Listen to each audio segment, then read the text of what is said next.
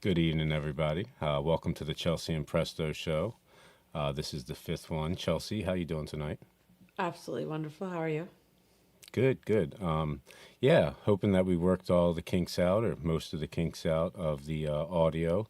If by any reason you feel the need to let us know about our audio being bad or off or low or high, just let us know. We'll fix accordingly. Please and thank you. All right, so yeah, we got an awesome show lined up for you guys tonight. All your free requests. Yeah, we took some time off. We wanted to, kind of give back to the community by doing a couple free shows. I got some free time, so I did one myself, and now we're going to do one together. You excited about tonight, Chelsea? I have no idea. I haven't even peeked at any list. Let's see what's up. I like doing these shows. They're interesting because it's like, we're doing the whole community, like all the channels together. So we have like, a rock block, hip hop block, and then a comedy block. All right, guys. So without any further ado, let's jump right in. The first song is a free request from John Hayes. Shout out to John Hayes. Small Town Titans doing Soundgarden Spoonman. Super excited about this one. Have we done Small Town Titans? You know what? Ringing a bell for me. It sounds familiar, but I'm thinking that it just sounds familiar because John had posted this a little while back. We may have. I'm not 100% sure. Nice to see you in the comments, Ron. All right, let's jump right in.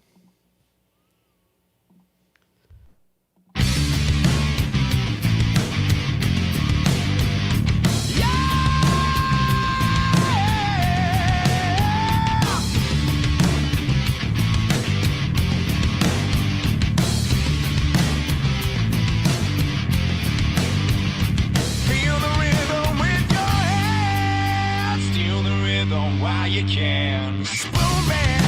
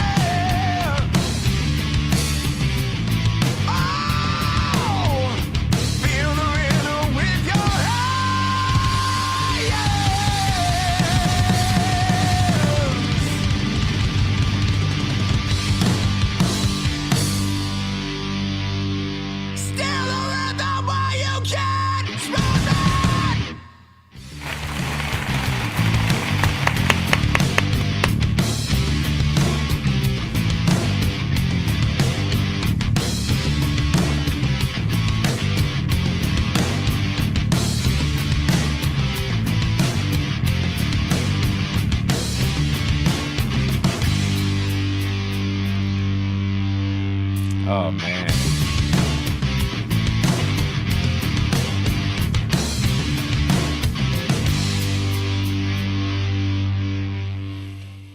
I love that song, man. That song right there is what got me into Stone. I mean, Stone Temple Pilots. Soundgarden. Soundgarden. Yeah. Soundgarden's one of those bands. Not really Nirvana so much, but like Soundgarden and Stone Temple Pilots. A couple other bands later on, like Live. But anyway, it was like this reemergence of rock, and my father was like into it, and we kind of shared that moment for a couple years. It was really cool.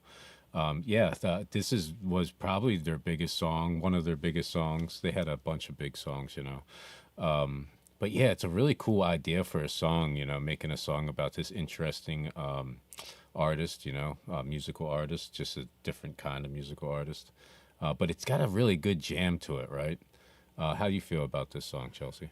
I love this song. Spoonman's not even my favorite Soundgarden, but like Chris Cornell can do no wrong. This was just, it was a really, really good cover because you can't like replicate Chris Cornell, but he did like, you know, justice to the song, but he didn't like try to emulate his every vocal. And then yeah, I feel like we got like a little bit different riffs in there too.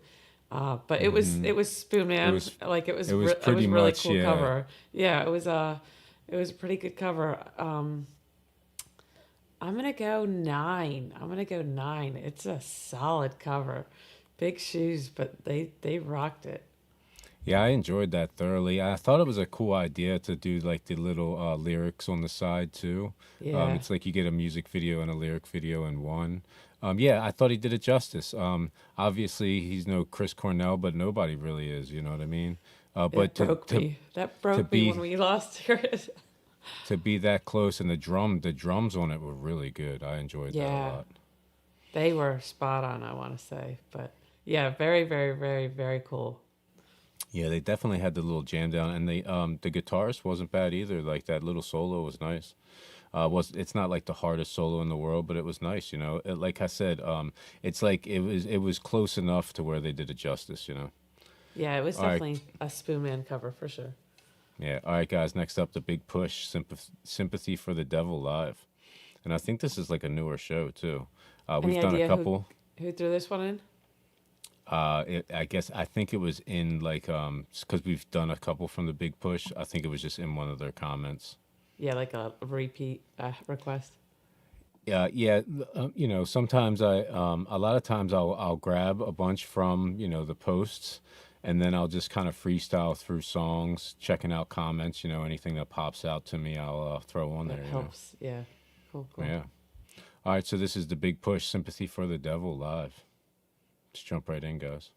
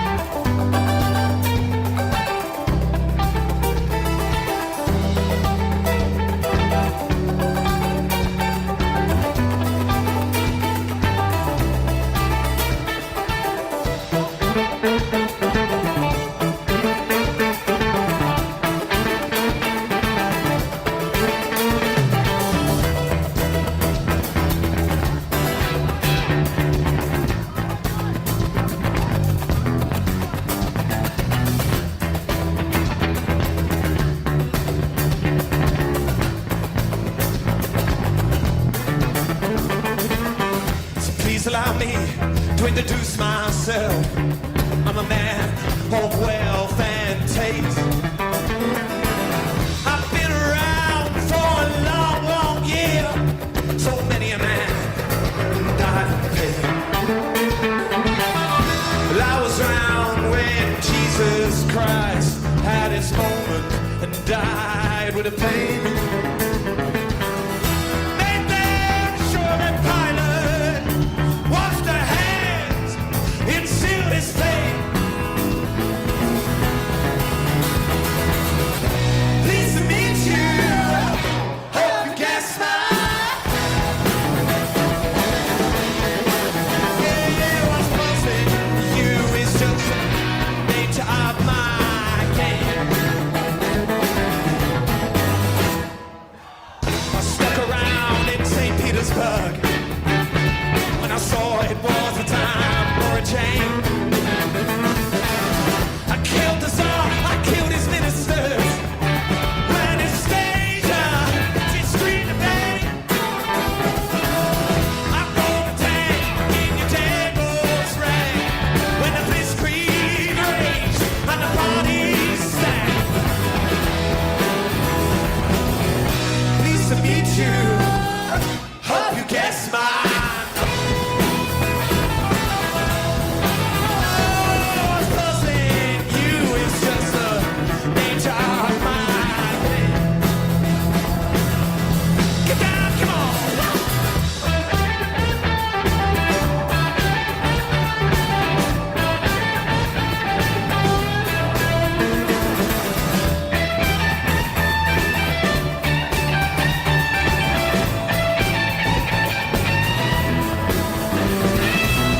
Unlock quickly while all your kings and queens on the technicality were born and raised. Now shout it out, give the Kennedys. But after all, it was you and me. Dark and trash, all you troubadours who had died for the reach Bombay. Pleased to meet you. Hope you guess my name.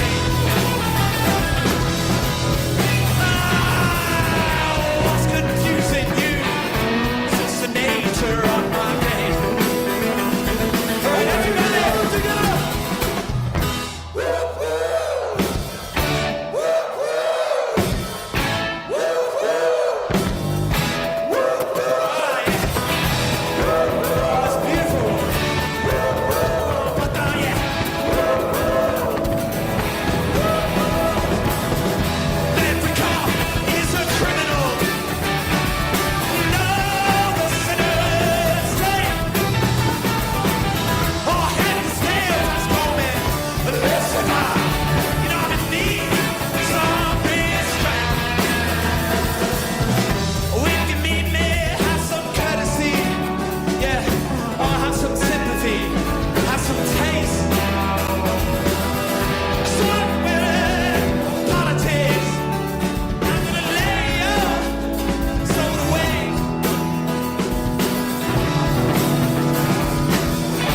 Pleased to meet you. Hope you guess my name.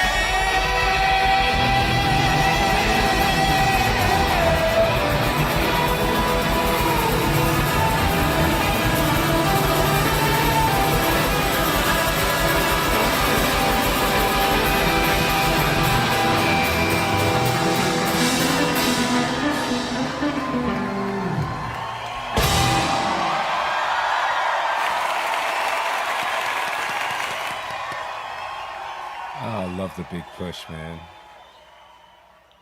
I love Ren, but unfolding, his little like deal and then finding the big push behind him.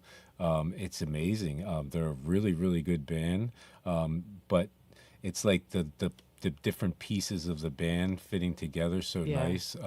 They're all amazing artists. They all play guitar. They all sing. It's like that one of the things I like the most about them is one, they do really good covers. They pick really good songs to cover, like this one. But two, you never know like who's gonna sing, who's gonna do this part, you know. So it's like Selfishly, really- I wanted to hear Ren so badly, but that guy rocked it. That was it was fine. they're all good. And the third guy, I don't know either of their names. The other two guys, maybe there's a drummer too. Maybe it's a 4-piece. I'm not even Oh, 100% and sure. the drumming was so just perfection. Oh, But they're up there having a blast, and you can tell that their energy is so infectious. It's like, it's really like pouring off the screen. It had to be one hell of a show live. oh my God, what a great cover! I feel like the Rolling Stones would approve. It was a 9.9, only because selfishly I was like waiting for Ren to sing. I was like, oh, it's been too long. But yeah, he jammed. It was perfection. Beautiful cover. Again, big shoes. I was like worried for them. But Exactly. they nailed it. They nailed it. Yeah, I think they're from the UK also. So it's like, and I think that show was in the UK. So it's like, you kind of have to live up to the hype at that point, Yeah. right? And All I right, got such Beatles vibes at the beginning of that song, which I don't feel like I ever did before. But that was a cool. I don't know. Again, I felt like it was a pretty spot on rendition, but for some reason, that I heard like something in the song that I'd never heard before. It was really cool. It's good to see all. It's good to see all you guys in the chat, man. I'm loving this. Oh, I was on point with it. I really do like doing these shows because we have the whole entire community. It's a little bit of a different feel. It's cool. All right, guys, getting into the next one. This one was Zin Jams. Typo Okay. negative, black number 1. It's a bit long, but it seemed kind of like in the mood of Halloween. Love it. Let's jump right in. Black number 1, typo negative.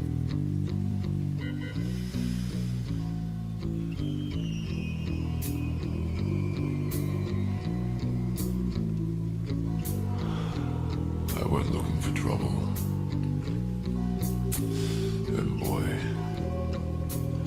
I found her. She's in love with herself. She likes the dark. And on her milk white neck, the devil's mark. Now it's All Hallows Eve. The moon is full. But will she trick or treat? I bet she will.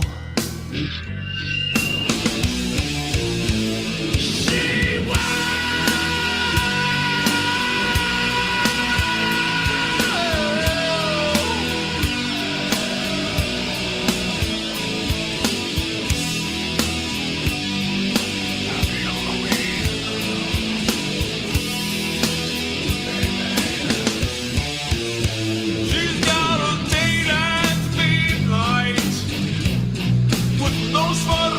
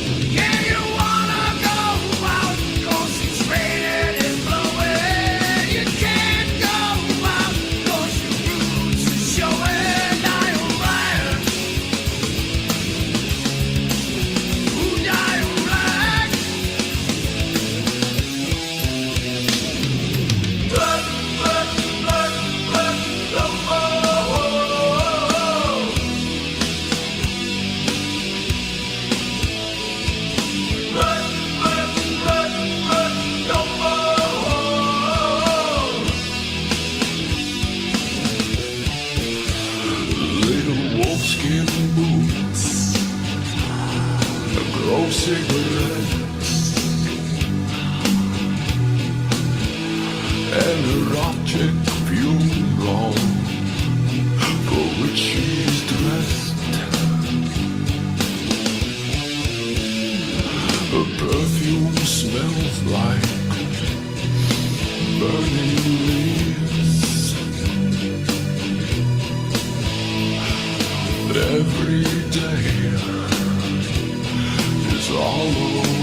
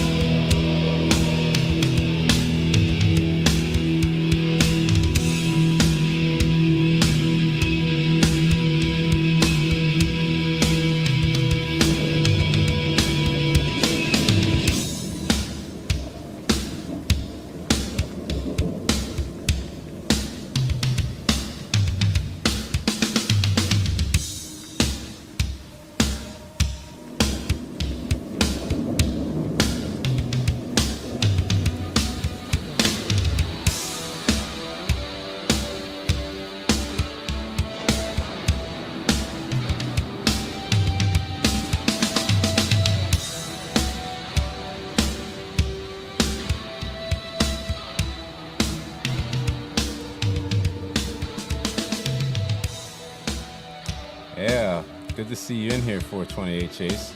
I'm guessing if the bouncer gets drunk, he throws himself out, right? Tough call. I was hoping that we'd get like a chat troll, but I'll take a chat comedian. That sounds awesome. You got some jokes tonight, 428 Chase. Keep them coming, man. That was cool, man. I like that a lot. It was definitely the long version, as it says. But no, it was really cool. It was like somewhere in between like a Black Sabbath and Soundgarden. Like I was definitely getting a little bit of shades of Soundgarden in there. It had like some funeral music in there. It was definitely like made to be like like a Halloween type song. Actually, like it was deep. It was instrumentally. This was a 10. This was like my favorite part of it was There was the even like a instrumentals. there was even like a little breakdown like piano medley and melody in there that kind of it was kind of like reminiscent of the Addams Family. We had like some finger snaps and Yes. everything. It was pretty Yes. cool. That was fun. Thank you for this, Din Jams. But the Andre, the giant looking guy with the light underneath, that was creepy. He was creepy, and he even was like kind of sounded like Dracula. Black, yeah. Yeah. Some of the visuals were a little crazy.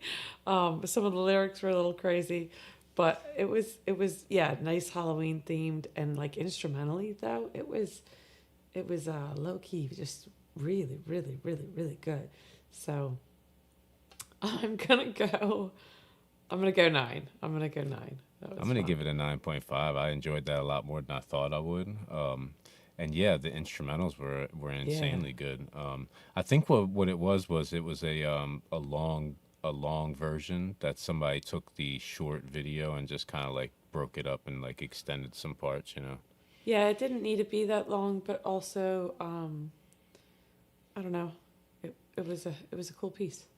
Well, like again, like a lot of times I enjoy the long versions because there's so much, emphasis on the good parts, the breakdowns, the solos and stuff like that.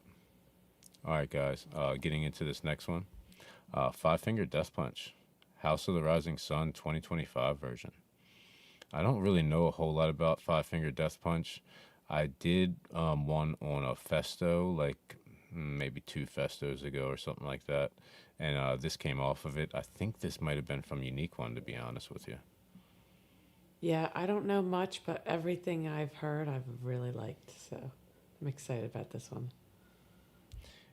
Yeah, I think, and actually the last one that I did came off of the Ali Bata one, so it's always cool to like, get into other music through other artists, All right, let's jump right in, guys. Five Finger Death Punch.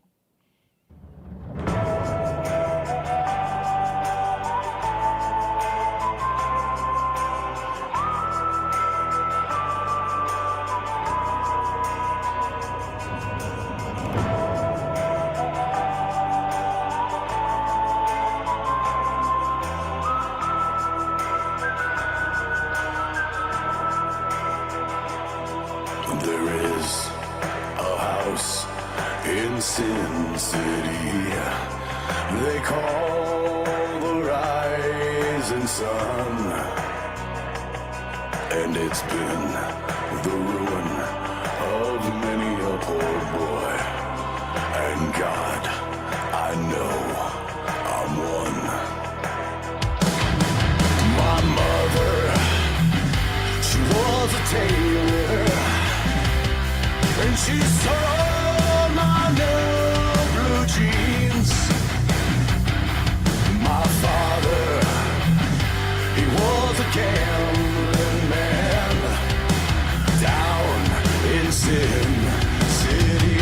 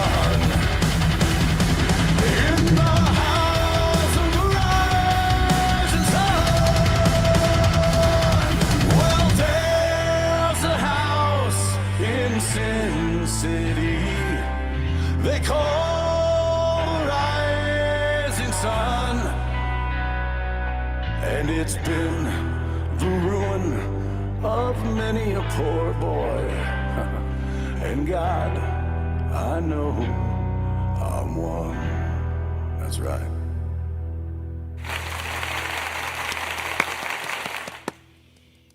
Oh, that was a lot better than I thought it would be. Yeah, hell yeah, Five Finger Death Punch. They make it their own. You know what I mean? I'm not sure. I loved that they made it their own. I don't know if I loved the Sin City New Orleans switch out. I don't know. Is Sin City Yeah. Las Vegas? I was like trying to Google what the hell they were doing there. Okay, so thank you for filling me in on that. I knew that they had changed some of the lyrics. I wasn't sure how much, you know. At some point it's, you know, it's a different song, but it still has that cadence to it, you know what I mean? No, they didn't change much, Okay. but that was distinct. You know, Yeah. I don't know. So maybe that's the Instrumentally, difference it's a in the little- 2025 version. or- Yeah, they definitely made it their own, but it's definitely a cover. Like they stayed true enough. I loved it, but I feel like that just bugged me. That Oh, did it? I don't know. You do get a little crazy with the lyrics sometimes. I do. I enjoyed it, but again, I didn't really even notice like the lyric change until you filled me in. I love their sound. They're so tight, and Yeah. they just get into them grooves. You know what I mean? It's like it's almost like it reminds me. You know, Five Finger Death Punch fans are probably going to kill me for this, but it kind of reminds me a little bit of like Unique One's break beats remixes. You know, it's like so different from the original that it's like it's super enjoyable, even though I know the original. You know, Yeah, no, it's definitely like a It's like personal. it's- I'm drinking the haterade when I'm like, I hate that they changed that. They changed just enough. They made it their own, but I feel like that's some people's style of a cover. It's still very like I still feel the respect towards the original. So like I'm gonna go 9.8. That was awesome. wow, yeah, I'm gonna Yeah. go 9.6. I loved it. You know, it was super enjoyable for me. The theme of tonight, like big shoes. I'm really proud of these people, like picking some serious things to cover. Like I wouldn't. We're rocking This is- hard so far too. Yes, for sure. All right, guys, getting into this next one. I have no idea who Eva and the Vagabond Tales are. This is Zin Jams also. So he put a bunch of these Eva and Vagabond Tales in, so I figured I'd put at least one on. That's what I tell everybody, like, you know, if you want to get a song on here, you know, or a band, go put 5, go put 8 of them on there. If I see 8 of the same band on there, I'll definitely put at least one on the next show, you know. Where am I at? Sorry, guys. Let's chat. Let's jump right in. I love it, man. Keep it going for 28 Chase. You're killing it. Boom, boom. Let's jump right in, guys. Eva and the Vagabond Tales. Tomorrow comes too soon.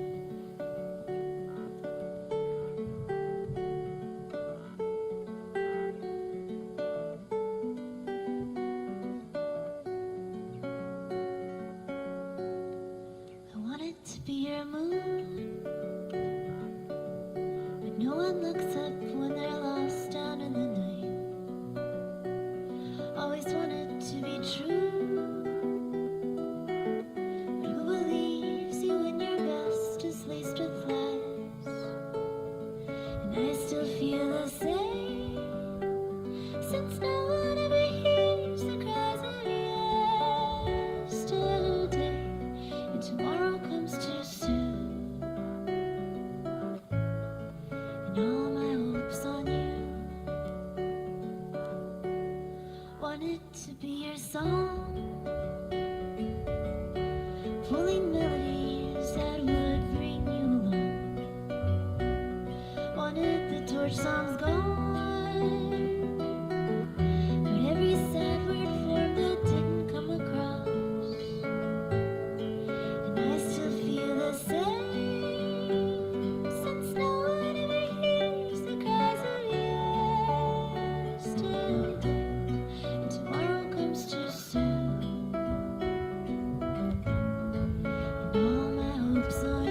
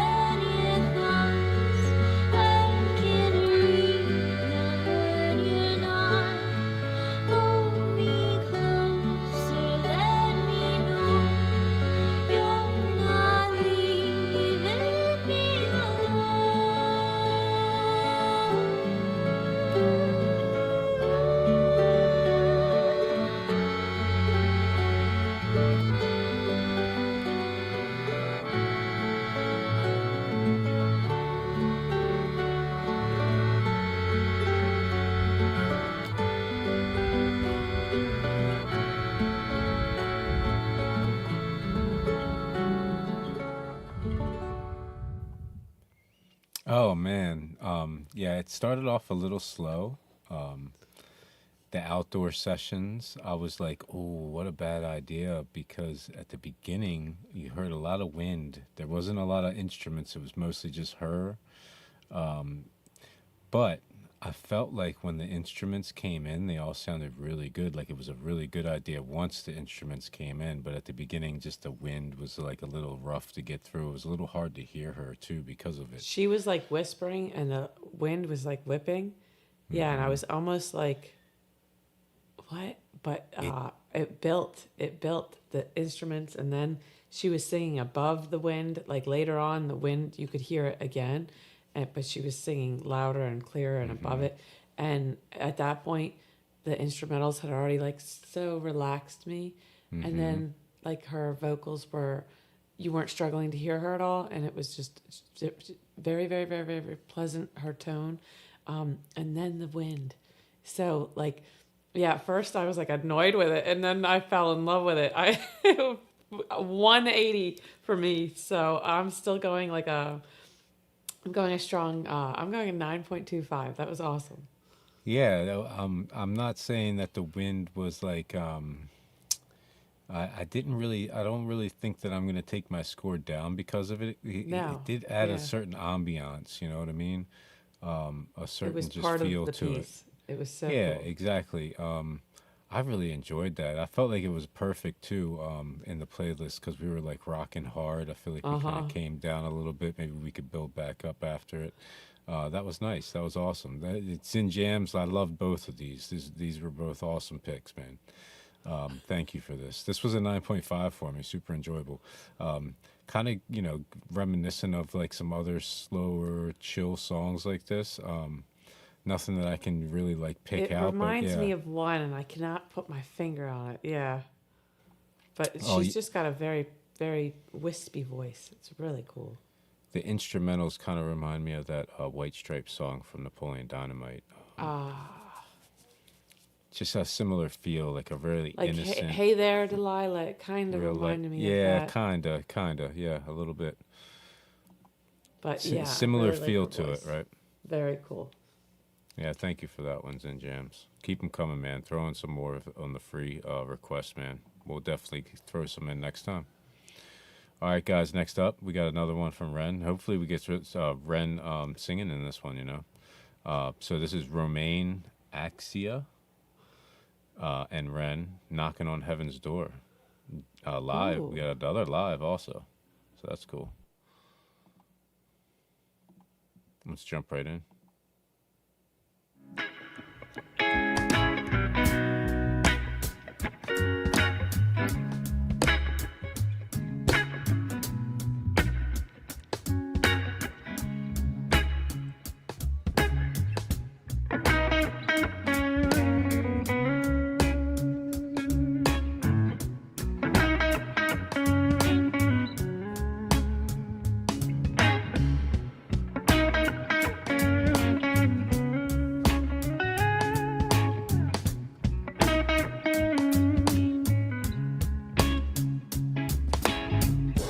Won't take these parts out of me.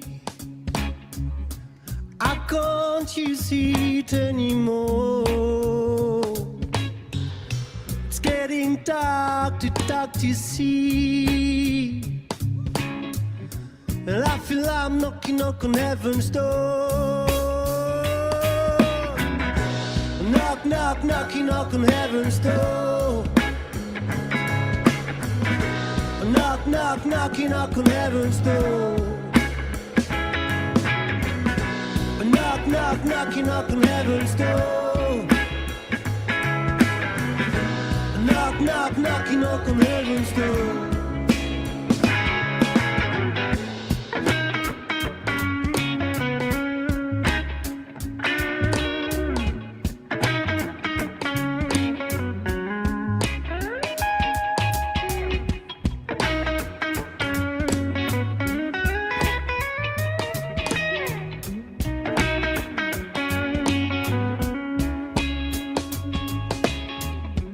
Muppet these girls on the ground.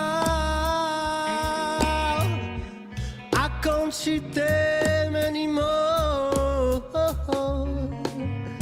This long black cloud is coming down. And I feel I'm knocking, knock on heaven's door. Come on! I knock, knock, knocking, knock on heaven's door. I knock, knock, knocking, knock on heaven's door. Knock, knock, knocking, knock on heaven's door. Knock, knock, knocking, knock on heaven. Make some noise for next week.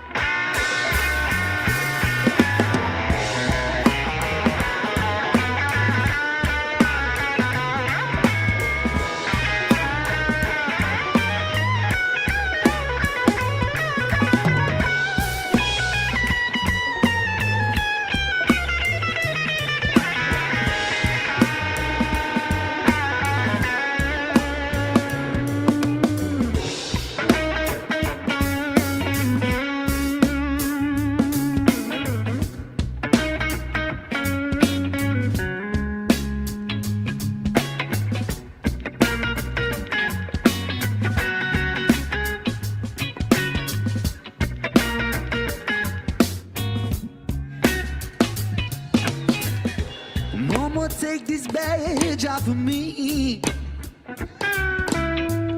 'cause I can't use it anymore. And it's getting down to dark to see. And I feel like I'm knocking on heaven's door. Yeah, knock, knock, knocking on heaven's door. Knock, knock, knocking on heaven's door. Knock, knock, knocking on heaven's door. Sit down, knocking on heaven's door. Say, knock, knock, knocking on heaven's door. Yeah, slow down, knocking on heaven's door. Yes, I'm on his door. Yes, I'm knock, knock, knocking on heaven's door. Lo da da da da da da, da da da da da da da.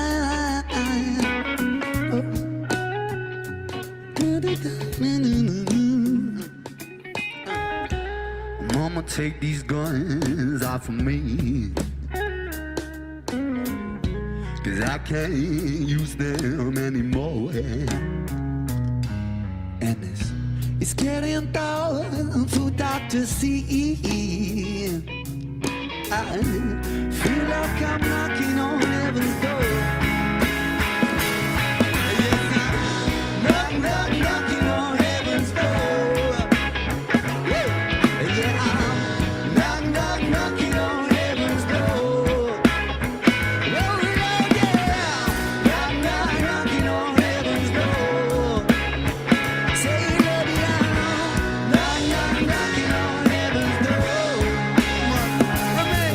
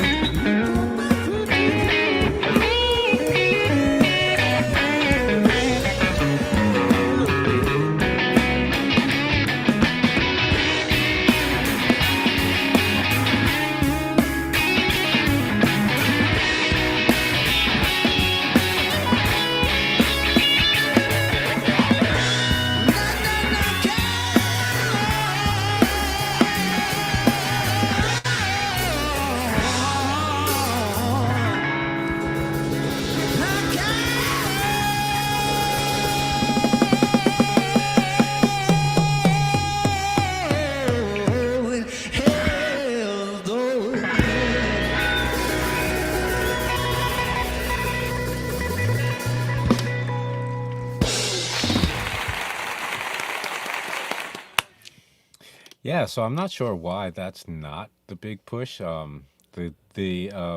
previous one that we did, the singer wasn't in this one. So, but the guy with the white shirt, he's also in the big push. So I'm not sure. Maybe that's his. Maybe this is his band, and that's Romaine Axia or whatnot. I'm not sure, but it was cool, man. What a cool little like jam to be at. Like, there's just like a bunch. There's not even that many people. It was just like a couple people scattered, just like chilling in the park. You know, Yeah. how Like a cool would last that minute be? festival or something. Like, I don't know. That was so cool. I mean, maybe it was So old or something. I intimate. don't know. You know, it was really cool. Yeah. I'm mind blown. I'm going 10 song of the night. Oh wow. Bob Dylan would have had so much fun with that. Like, that was so good. Like, all the inflections on the vocals. We got like the guitar solo while he's like running through the crowd. Like, that, I was like physically fit right there. But then, like, physically fit, like, Ren. Whoa. He looked like Bruce Lee or something. We've seen him like lean before. I know, like, he's an amazing artist, but he's always struggled with like Lyme disease and stuff. But I Definitely I'm just putting some blown work away. in, He right? looks good. He's like, this is like peak Ren. But yeah, all the support and covering this amazing song. This is the best like covers night we've ever done. I feel like. Yeah, it's really Again, cool. huge shoes, and this was just beautiful, beginning to end, and then it hits you. It's live. They're doing all this live too. Like, They're just at the wow. park. wow. Yeah. Wow, It's one blown thing to be away. live, like up on a stage, you know, and it, you know, have all this production, have all this money behind it. But it's another thing to just be at like, you know, some hole in the wall bar or in a park somewhere, Yeah. you know what I mean? And still be able to get that awesome sound, you know? Such a vibe outside too. It seems like such a cool day. Yeah, I don't know if it was like the angle we were like underneath of his pecs or something, but I was like, wow, Randy. I feel like he's always been like lean, right? But he looked like ripped, right? Was that Yeah, just man. me? Maybe Wow. he's got it. Yeah, maybe he's got a new gym membership and he's been hitting it hard, you know? I think the man is. See, it's not even fair. I hate when people are this talented. But no, that's terrible. I know the man struggled with his health. I'm happy for him. It appears like he's getting the better of it. Yeah, that was awesome. Holy right, guys. holy smokes! Like, Bob Dylan would have had so much fun with that. It was a great cover, but also they did their own thing. And like, yeah, how cool was that other guy? Like, super fit. Like, you're already ripping the guitar solo perfectly, but then he's like jogging around. Like, he went a good like 100 feet into the crowd and back. Right, that was so cool. Well, This it just goes to. This is Go for ahead, sure a sorry. song of the night. No. Awesome, I'm awesome. excited about I'm glad you enjoyed it. But yeah, it just like opens my eyes even a little bit more as to what I said about the big push, all of them Yeah. being like such amazing artists. So yeah, the song we did earlier, you know, the third guy was singing and playing guitar and stuff, and now here we get Ren and this guy singing also. So you kind of get like to see all the aspects of the big push, you know. Yeah, I feel like I really need to go do a little research and really check out these other members of the Big Push because, yeah, what do they say? Birds of a feather for sure. Like, I have so much respect for Ren, but this has been really cool getting these other songs tonight. I think instead of doing like one of these, the next free show time we have for a free show, I think I'm gonna get like maybe 3 or 4 bands and just do like 3 or 4 blocks and just do live, like just do Yeah, like a live yeah. show. If we don't have enough support from the community for like a full night, yeah, that'd be cool. Just do little blocks of the artists we want to check out deeper. Love it. You know. All right, guys, getting into this next one. We got a couple more and then intermissions coming up soon. Matt Glocke, Green Day wrote "Hey Y'all" by OutKast. So we did this one before. This is another cover, you know, but he's doing "Hey Y'all" OutKast cover as Green Day, you know. So he's trying to sound like Green Day when doing it. Interesting. If you remember, we did one of his before. I'm drawing a blank as to which As to what it song was. it was. We know did it in a you said Chelsea his and name. Presto. It rang a bell. It was like I'm mad that I can't remember what it was. Anyway, let's jump into it. Matt Glocky, Hey Y'all, as Green Day. If Green Day wrote Hey Yeah by OutKast, a lot of you wanted this.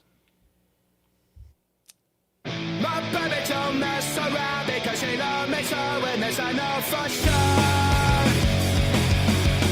But she really wanna but contain to see me walk out the door. Don't try to fight the feeling 'cause I don't know it's killing me right now. They come from mom and dad, but don't do together 'cause we don't know how. Hey, yeah, hey, yeah. Hey, yeah.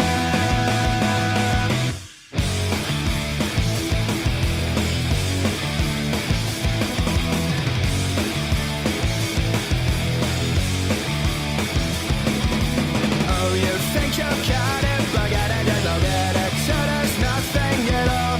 Oh, we kick some kid up, but it's always better when there's feelings involved. What they say is nothing's funny, but that what makes it, that what makes it, that what love is the exception. So when we end it now, when we're not happy at all. Hey, yeah, hey, yeah. Hey, yeah, hey, yeah. Hey, yeah.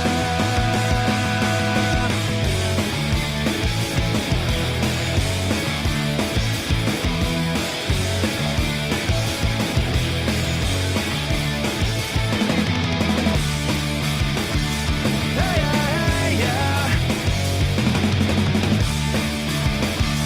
Hey, yeah, hey, yeah. Hey, yeah, hey, yeah. Hey, yeah, hey, yeah. Hey, yeah.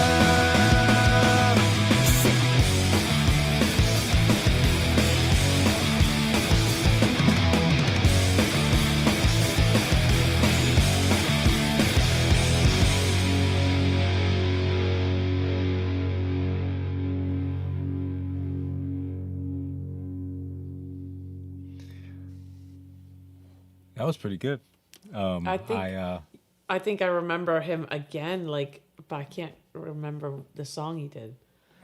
I have to look it up. I can't remember.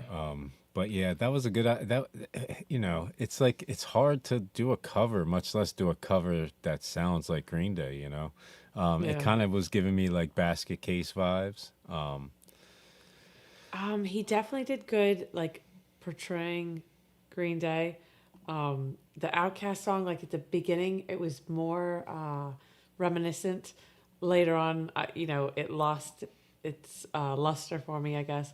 But it's still really cool what he does. I mean, he made it work, but like it's what his subscribers or whatever asked for, and it's really cool that he did that. Like, for what it is, I still got to go like 8.75. That was really talented the way he made that work. Yeah, it's good to see him in here again. I forget what he wanted us to call him. I can't remember now. But there was a night that we were having a blast with him. I think he was from like Norway or something like that. Good to see you in here, buddy. Yeah, Larry, can you put your request in? While I can see it on here, I can't copy it and paste it. If you could put it in the chat one more time, hopefully I could see it over here. That would be great. Thank you. Yeah, I know it's weird, but I guess because we have all of them in there. Like I could see it on here, but I can't copy and paste anything on here. Yeah, so Larry Butler, if you could put in your request in the chat one more time, that would be awesome. I apologize, and thank you. We'll put it up on here right after these next two, and right before the intermission. Cool. All right, guys. Next up, Iration, Daytrippin. Yeah, so we have Iration, Daytrippin, and then we have a Smooth Operator, Sade cover, and then we'll get into Larry's. This is Larry's too? No. We're gonna get. Okay, we we're got gonna two. get to Larry's. We got this one, another, and then we'll get into Larry's once he puts them in the comments. All right, let's jump right in. Iration, Daytrippin. We got a video too.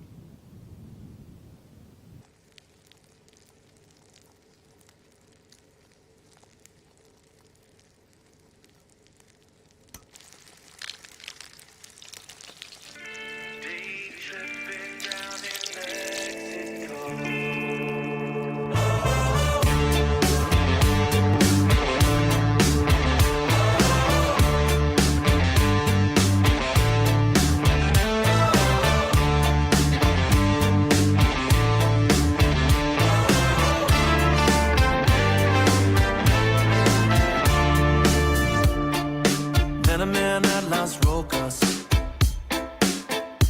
living down here since '68. When Haley found him, broke down on a desert highway. Lost the race, but he found his way. Bought some gas from Ignacio. Spent all day at K38.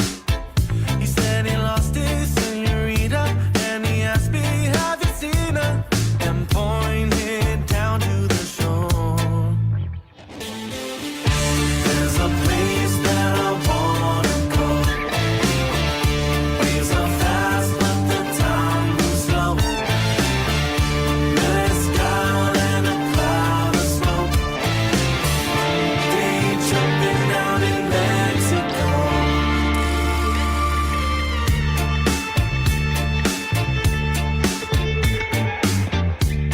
Been to the top of La Mesa, swam to the depths of Del Mar. Always on the run, but didn't have to go too far. Ended up in the Valle. She got me under her spell. They say I'm crazy, they don't know the story. Whoa, oh, oh, forget about everything you know. Just take a hit and leave it all behind. There's a place that I wanna go. Waves are fast, but the time moves slow. Mezcal and a cloud of smoke. Day tripping down in Mexico.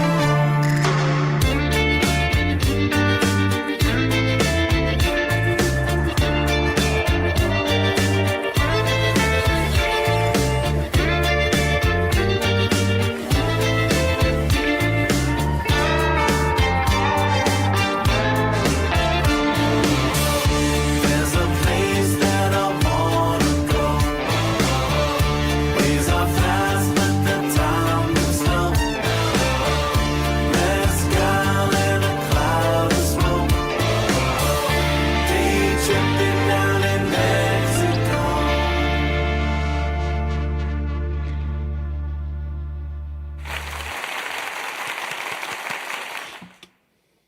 Oh, that was cool. Yeah, I think I think we did a iration, and this came off of it in a past show. I like very cool Iration, video. but I've never heard this one. I like how we get little outros. Uh-huh. Yeah, very cool. Like Iration, like everything they do. They're a really tight band. They get a really nice sound. No matter what the vocals are, it's always like a very chill vibe. Always like a really nice, like, you know, I don't want to say dance song, but you almost can't help yourself but to vibe to it. You know what I mean? It's a little bit of a dance song, yeah. Like an island dance. But yeah, I love Iration. I've seen them live. They're just as good as live. But this was fun. I liked the little video. I wish we got like a little bit more resolution. I hope we didn't like fry into this. I think Larry hit the nail on the head. You know, you don't take a hit of mushrooms. There was a lyric in there about taking a hit. So yeah, I think a really cool little depiction of an acid trip. You know, you don't get that from every band. I thought that was an interesting video. But yeah, just a great vibe. If you didn't have the video to go along, I think it would be real mellow, really chilled vibe. you could put it in the background and just get whatever done. I really appreciate the song. Tough night, but I'm still gonna go like 9.75. It was great. Yeah, it was a 9.1 for me. It was enjoyable. Not my favorite Iration song, but still enjoyable. Not my favorite, but I'm giving it points for that video. That was neat. The one time he's like kissing the girl and it turns into a tree or something.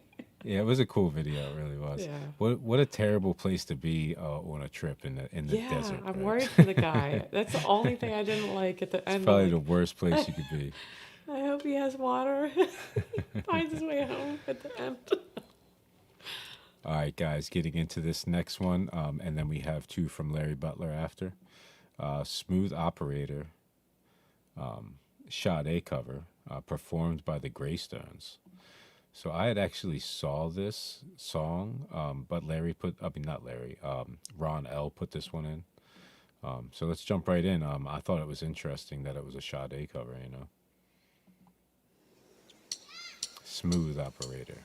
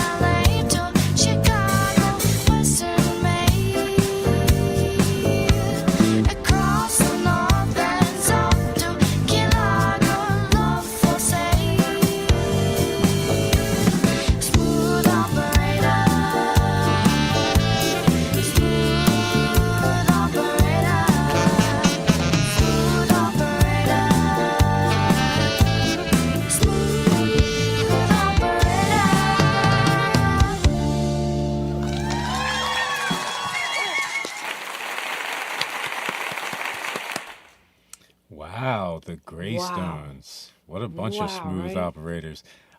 Yeah, Ron L was saying they're all like 11 and 12 years old. I'm mind blown. And then the sax player is 15. The sax player is really good. But sax they're all player's they're all amazing. really good. But he just kind of stood out a little bit more, maybe because he's a little older. He's just like got it down a little more. But the vocalist, just singing this song like Sade, you know, it's like it's a feat for any vocalist. But you know, she's 11 or 12. He was saying that's crazy. So, of course, like Drummer was you're- good too. So they're all amazing. Yes, that sax player is something else. Like when you can express that much emotion through an instrument, it's just kind of mind blowing. But the way she harmonizes with the saxophone, like at first you get sax, vocal, sax, but then when you get them together, it's just they're so freaking talented. It's insane to me. And then at no point was I like, oh, like, did she fill Sade? Like that, those are, again, this is another great cover tonight, Big Shoes. But at no point was I like, did she fill those shoes? Because I was just kind of mesmerized with what was the harmonizing going back and forth with the sax and her vocals, that it just took this song, which they did a perfect cover of, and made it their own, which is how you nail a cover. And yeah, now I'm not sure what my song of the night is. I feel like I gotta give it to the children though. This was a 10. This was a 10 out of 10 for me. right? I can't even believe I heard this. I still need to like resonate on this, but I think this is gonna take song of the night for me. They all sounded very good, like separate, but together they sounded really good too. You could tell they're all like really good musicians. They all have like, you know, great careers ahead of them, kind of thing. You know, being like as young as they are and stuff like This that. is like an epic And- jazz tune. Like that was outside too. Yeah, the people that I didn't even mention nailed their piece of this. Like it's just all in all, it's a beautiful piece. It's crazy how it works out, right? It's like I really didn't even try to pick covers or anything like that. Yeah. I was just picking things that seemed interesting or seemed good for the show, or you know, by people that are in the chat often. You know, if you're not really in the chat often and you just throw one up there, it's a little harder to get on there. If you're in the chat a lot and you throw 10 up there, most likely you're going to be on next show. It's just kind of how it is, guys. All right. Yeah. So getting into Larry Butler's. Crash Adams, New Heart Freestyle featuring Sophie Powers. Just give me 1 second, guys. I got to find it on the list. Yeah, so both of these, you know, seem new to me. I didn't Excuse me, can you rap? notice anything about either of these. Yeah, so let's jump right in. Crash Adams, New Heart Freestyle featuring Sophie Powers. Excuse me, can you rap? No, man. Excuse me, can you rap? Yes. Are you an artist? Yeah. What's your artist name? Sophie Powers. Can you freestyle? Kinda. Well, the last person to freestyle got 30 million views. You think you could beat it? Probably. I need a new heart that doesn't know who you are. Cause this one's broken in two, all because of what you did to me. Can't feel it beat, beat, beat. I need a new heart that doesn't know who you are. Cause this one's black and it's blue and it's not over you, baby. Can't feel it beat, beat, beat. Call the doctor, page the nurse, cause the pain is getting worse.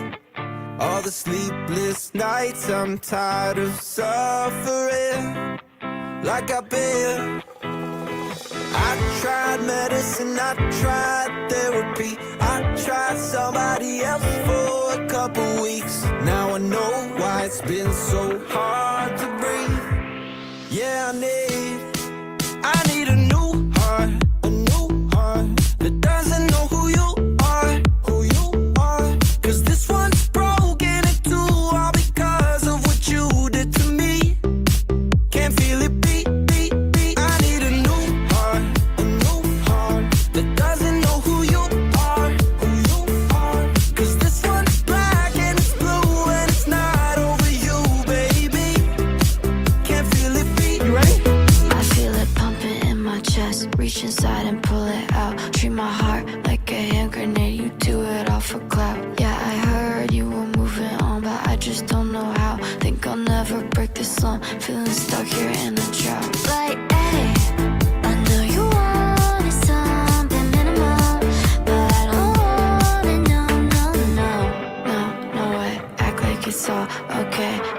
can't tell you why I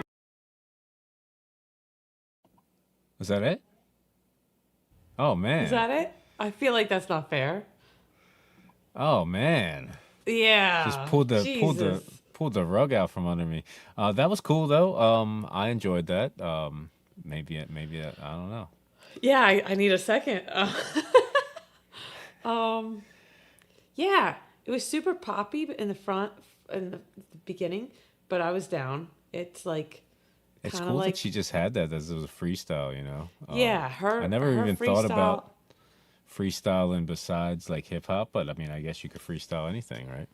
No, I like when we get like bars inside of a pop song that you're not really expecting. But it was really poppy. It was like Jonas Brothers, the poppy, and then like she came a little with the fire. But yeah, I feel like it was a taste. I wanted more, you know. She had like that RBF nonchalant Yeah. face on it. Yeah, you know. for some reason I didn't think she'd She was sound like- that sultry. Yeah, She seemed like she was pissed, kind of, you know. What yeah. I mean? I thought she was gonna she's gonna bark at us. And she had like a little bit of a whisper to Yeah, the I vocals, like you know? that sultry, but her bars were still pronounced. Yeah, she just left me wanting more, so I got to give it points for that too. Yeah. Not my style, but I'm gonna still give that a Yeah. 9. I enjoyed I'm that. gonna go 8.5. But I'm intrigued. 8.5, but I want to see more. All right, let's get into Larry's last one, and then we got our Everybody first needs- intermission. Yes, Gorilla Strong. I know it. That one. That's where I've seen her before. I've heard Okay, that so one. you have seen that. No, I haven't seen this, but I've seen that girl before. As soon as he mentioned that video, I do remember that one. It is All pretty right, fun. gotcha. All right, so next up, Sweet Judy Blue Eyes cover, Crosby, Stills, Nash & Young by Foxes and Fossils. That's a cool name. Okay. Let's jump right in. I'm clear. But we have some ambitious songs, none more than this one. We're going to start right now. Y'all ready?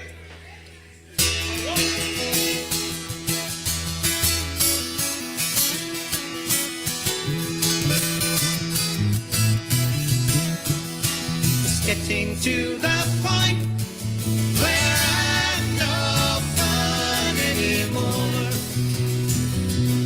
I am sorry. Sometimes it hurts so badly I must cry out loud. I am lonely. I am yours. You are mine. You are what you are. And you make it hard. Remember what we said and done and felt about each other. Babe, have mercy on the past. Remind us of what we are not now. And not grieving. I am yours. You are mine. You are what you are. And you make it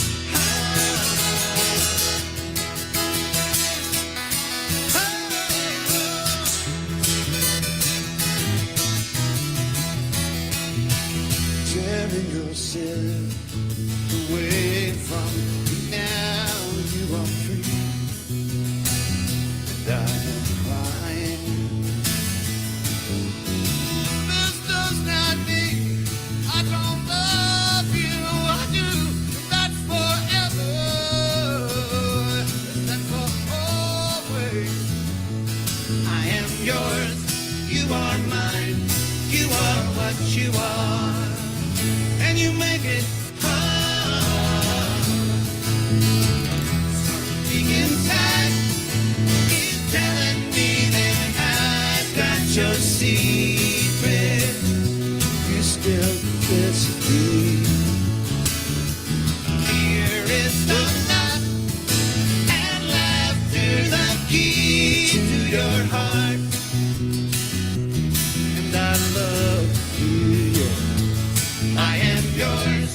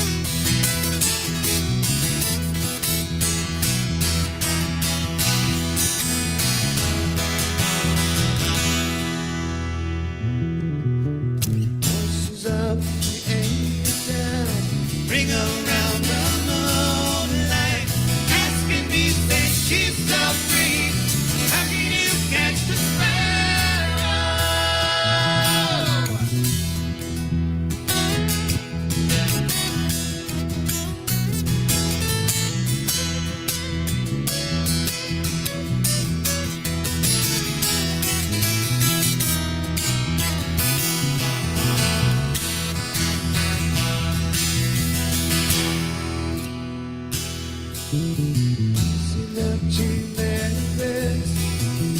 love, my magic. Change my life, make it right. Be my baby.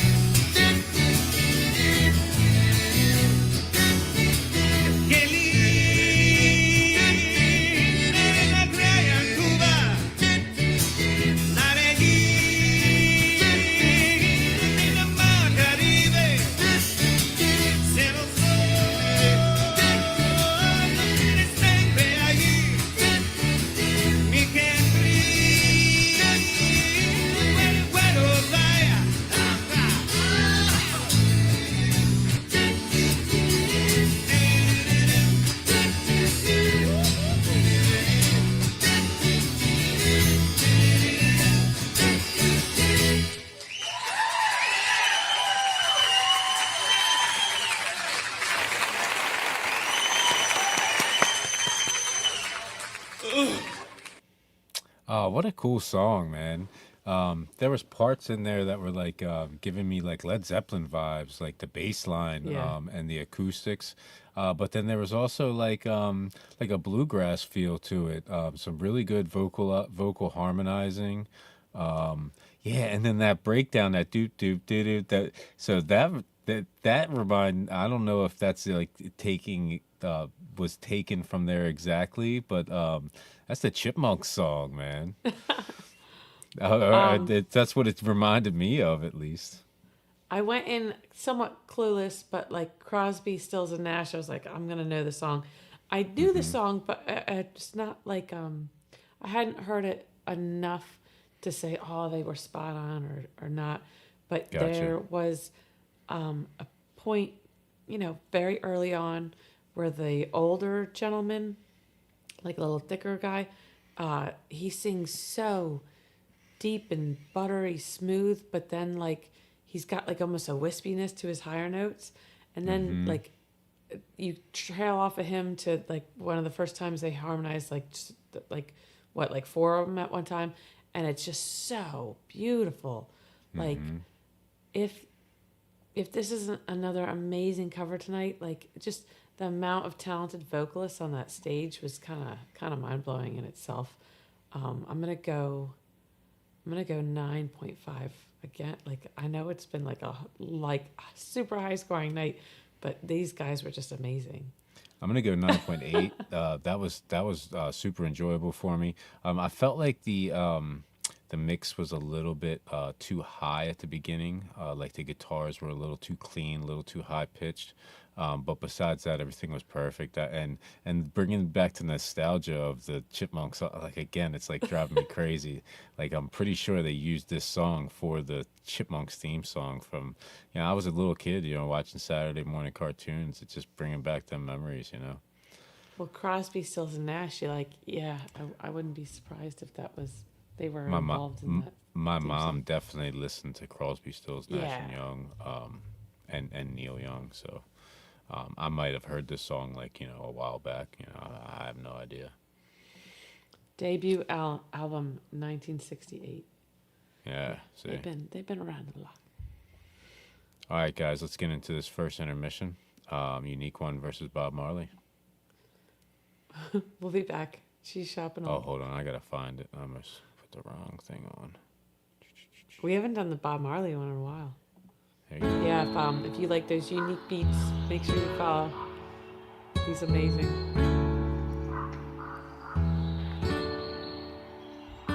Don't worry. Every little thing. Singing, don't worry. Every little thing gonna be alright. Don't worry.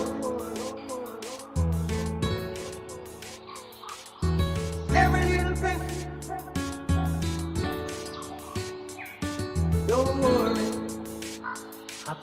thing. But every little bit gonna be alright. Singing, don't worry about a thing. But every little thing gonna be alright. Rise up this morning, smile with the rising sun.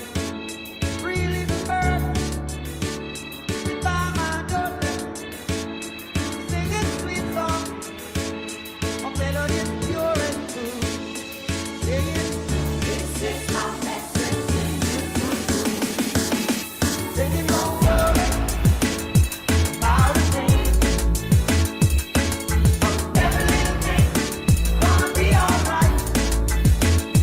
Singing, don't worry about a thing. Every little thing gonna be alright. Rise up this morning, smile with the rising sun. Three little birds sit by my doorstep, singing sweet songs of melodies pure and true. Singing, this is my message to you. Don't worry about a thing. Worry about a thing. Oh, every little thing gonna be alright. Don't worry, singing, don't worry about a thing. I won't worry. Every little thing gonna be alright. Don't worry.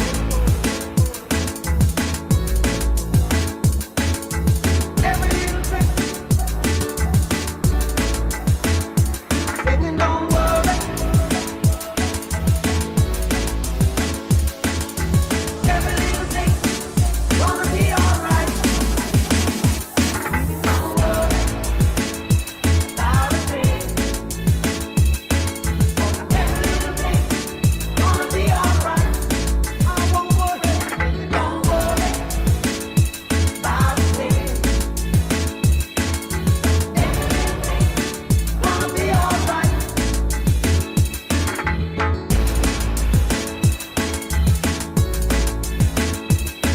Don't worry.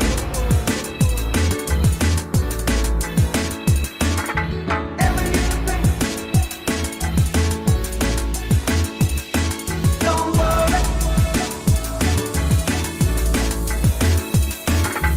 Every little thing gonna be alright.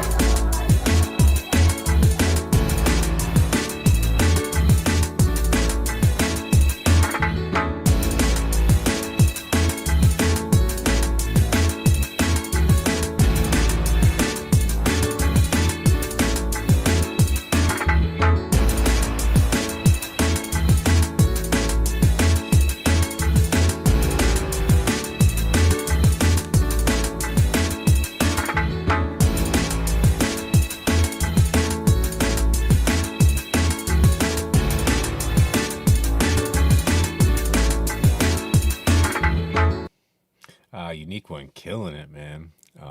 How hard is it to blend reggae and drum and bass? But that sounds good, man. And yeah, smooth as butter. All right, guys. This is like the hip hop block now, the second block of the night. So Arise Roots, we did a Arise Roots reaction a long while back when we were doing EV Mux. It was really choppy and looked terrible when I looked back on it. I'm glad that we've came as far as we have. Yeah, so Arise Roots is a reggae band, and they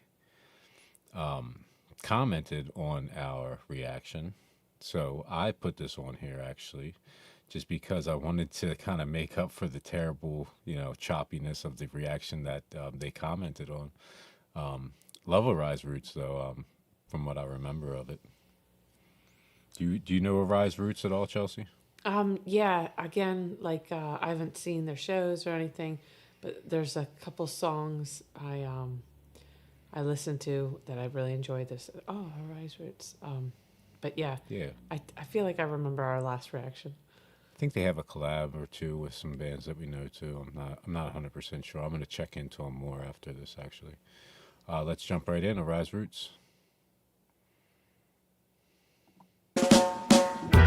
What a shame.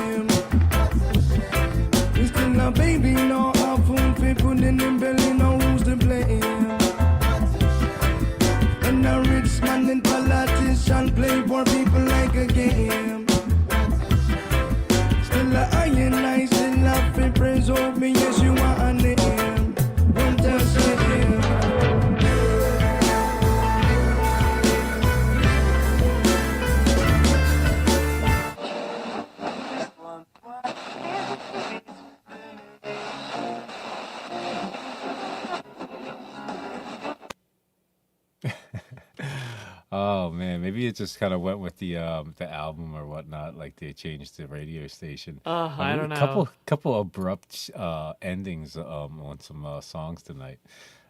Yeah, so what I took out of that, just what a shame. Like the saying, you know, it's like there's so many times in my life, you know, just on a daily basis that I say like, what a shame to little situations, you know. It's like sometimes you just need to be a little more focused on what's around you, aware of what's around you. Sometimes it's just a little piece of information that you could give somebody, or a little help that you could give somebody to make their situation better or the entire situation better. Arise Root sounds awesome to me. I'm not sure if there was two different vocalists, but if there was just one vocalist, he was doing two different things. So he was kind of like singing in the hook chorus, and then he was also doing like a bit of a rap style too. I think it was the same guy. But yeah, I appreciated it. He can sing, but he got really deep with some of those rap lyrics. Yeah, I really enjoyed this. Probably not my favorite Arise Roots song, but yeah, I'm gonna go 8.5. I still really enjoyed it. Very cool. Yeah, I really like the bass on this, and like I said, I like the change up between the chorus and the rap style. You know, it went together very well. You know, like if he would have just did the one thing the whole time, it would have kind of got mundane. Definitely a nice change up, and I like the idea of the song mostly, and that bass was just killing it. I'm gonna give it a 9.1. I loved it. I'm harsh because I love this genre. I love Arise Roots. Like I said, I want to dive deeper, but I've heard some really good things from them. This is another good one. Just they set their own bar high. That's all. Yeah. So next up, we got a couple from John and one from Kaiser also. So this is Haley Steinfeld, Coast, featuring Anderson Paak.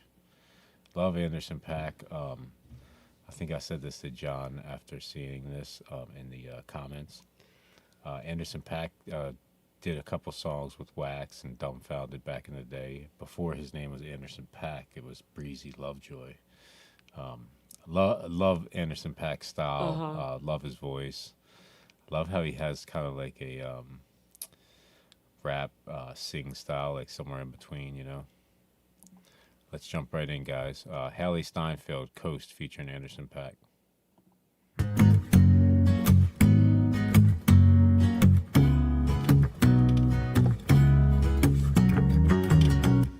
You the wave upon my ocean, pounding rhythm in motion. It's a full moon kind of night, yeah. I don't wanna go home yet. You can question my devotion when my heart on my shoulder. Just relax and let the riptide pull you close. Baby, all I wanna do is coast with you. Energy, the body flows. Baby, all I wanna do is coast with you. Frequency of all we know. Feeling like I caught a wave with you. I've been dealing with a lot of changes, and all the people that I like to hang with, they all been saying that I ain't the same. Listen, I've been chilling with you for a couple days. If you ain't afraid, me and you should rage in the sun rays. Come on out the cage, don't wanna tame, live it your way. Body go for days, got me in the days. Parties in LA, feel like holidays. Hit the PCH and we on the way to a place I was born and raised. You live on the screen and the stage, I wanna fit in between of your legs. Let's pick a day, everything could wait. Words can't relate, but it's giving fate. Baby, all I wanna do is coast with you. Energy, the body flows. Baby, all I wanna do is coast with you. Frequency of all we know. 'Cause nothing feels as real when we're connected. Relax and let the riptide pull you close. Baby, all I wanna do is coast with you. Frequency of all we know. The stars come down, you drown them out. I'm sinking deeper into you. I breathe you in, I breathe you out. I'm sinking deeper into. Baby, all I wanna do is coast with you. Energy, the body We can cruise at the moon's right, catch a wave on the moonlight. Baby, all I wanna do is coast with you. Frequency of all we know. 'Cause nothing feels as real when we're connected. Relax and let the riptide pull you close. Baby, all I wanna do is coast with you.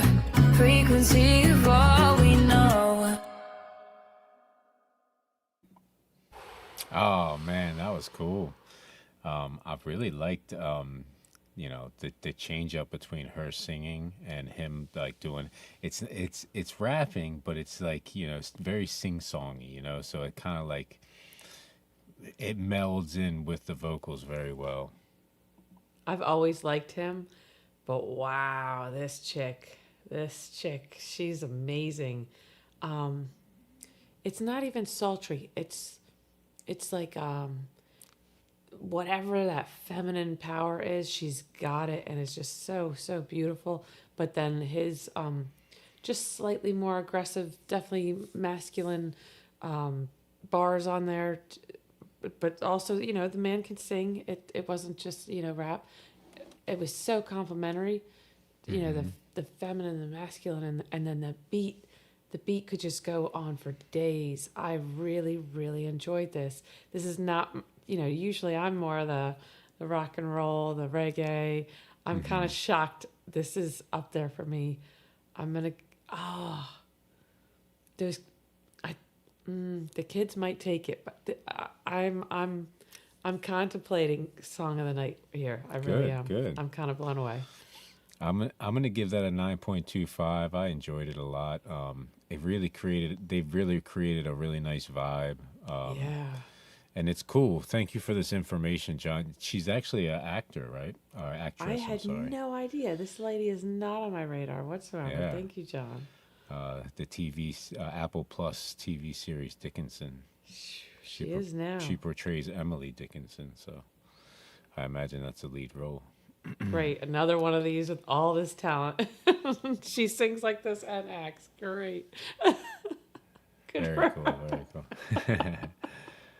No, I Some mean that people got it all.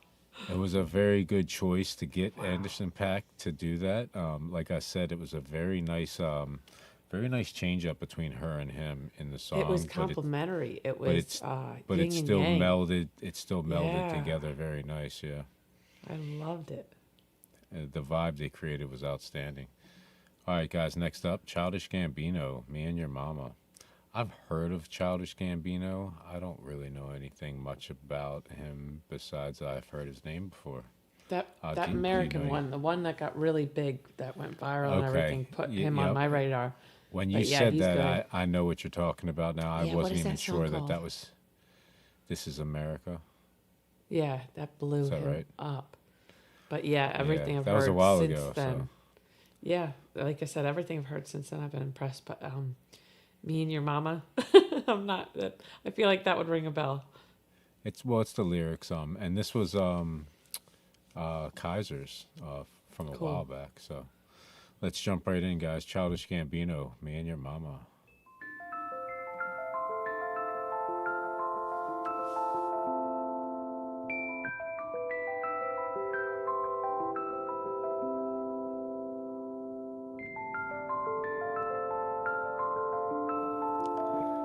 Start out like OutKast.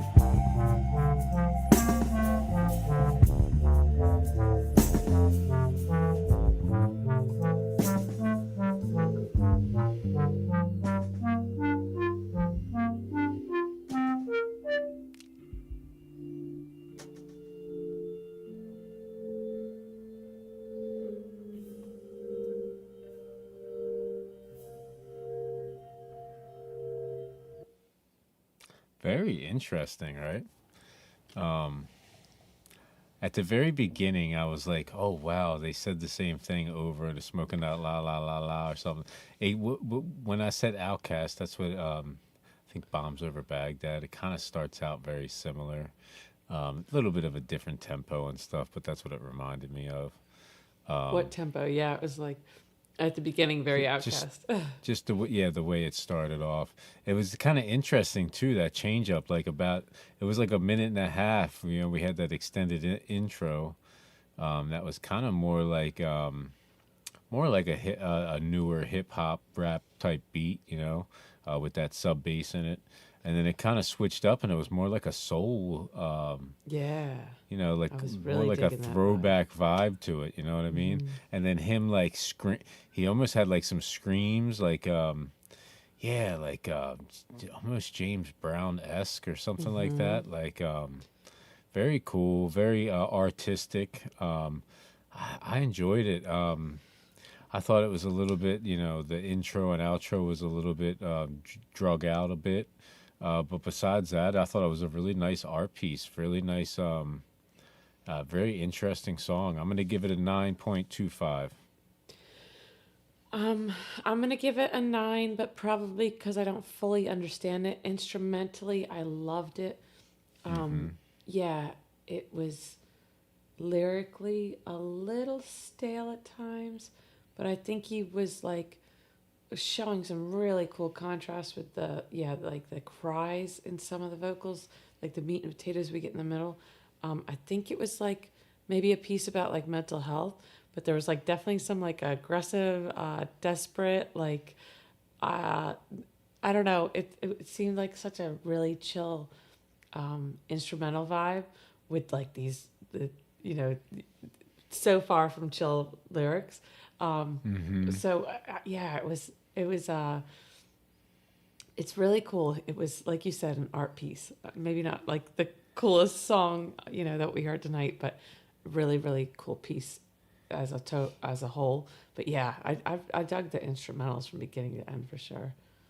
He really brought the energy with the vocals, almost like Yeah. like you would sing like a rock song or something like that, you know. Yeah, Cries, he definitely screams at showed times, you know? his talent there in the middle. Yeah, but it was Also just had like a a lot to gospel unpackage. soul feel Yeah. to it, you know. It worked. The transitions were smooth, but yeah, it was a little bit of a roller coaster ride too. All right, guys. Next up, I think these next two are from John. Warren G featuring Nate Dogg, "Regulate." So this song This one's definitely from John. I was like, oh yeah, John, what do you know about Orangey? so this song's close to my John's heart. vast. I actually still have the CD, but I don't even remember where I got it from. Maybe I bought it from a friend or something like that. I definitely didn't buy it from a store. I got this CD like when I was in like 6th grade or 5th grade or something. My parents found it, listened to it, and was like, "Hell no!" Right? You know, put on like probably the worst song. Just heard some cuss words and took it from me. Probably a couple weeks later, I took it back. You know, that was a very, very long time. That was in the 90s sometime. And I still have the CD to this day. So this song is very nostalgic for me. I love Warren G. And love Nate Dogg too. Let's jump right in. Nate Dogg, Warren G, "Regulate."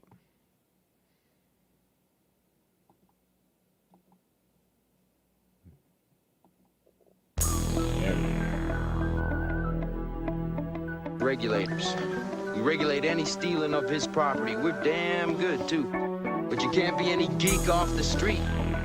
Gotta be handy with the steel, if you know what I mean. Earn your keep. Regulators! Mount up!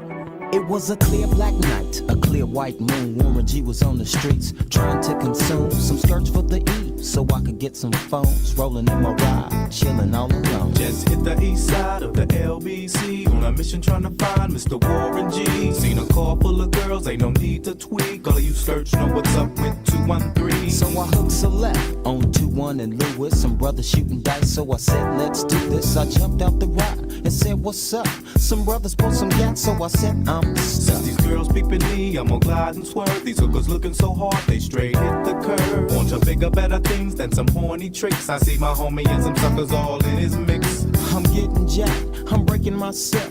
I can't believe they taking Warren's wealth. They took my rings, they took my Rolex. I looked at the brother, said, damn, what's next? They got my homie hemmed up and they all around. Can't none of them see him if they going straight down for pound. They wanna come up real quick before they start to clown. I best pull out my strap and lay them busters down. They got guns to my head, I think I'm going down. I can't believe it's happening in my own town. If I had wings, I would fly, let me contemplate. I glance in the cut and I see my homie Nate. 16 in the clip and 1 in the hole. Nate Dogg is about to make some bodies turn cold. Now they dropping and yelling, it's a tad bit late. Nate Dogg and Warren G had to regulate.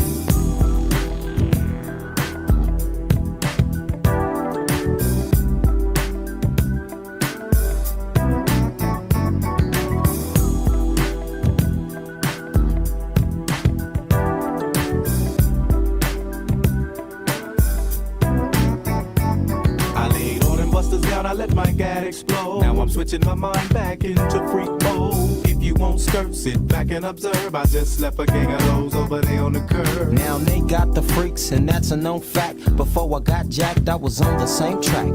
Back up, cause it's on N-A-T-E and me, the woman to the G.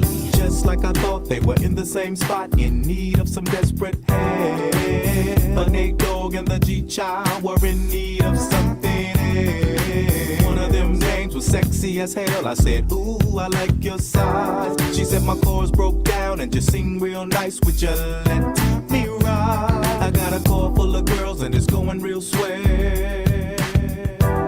The next stop is the East Side Motel.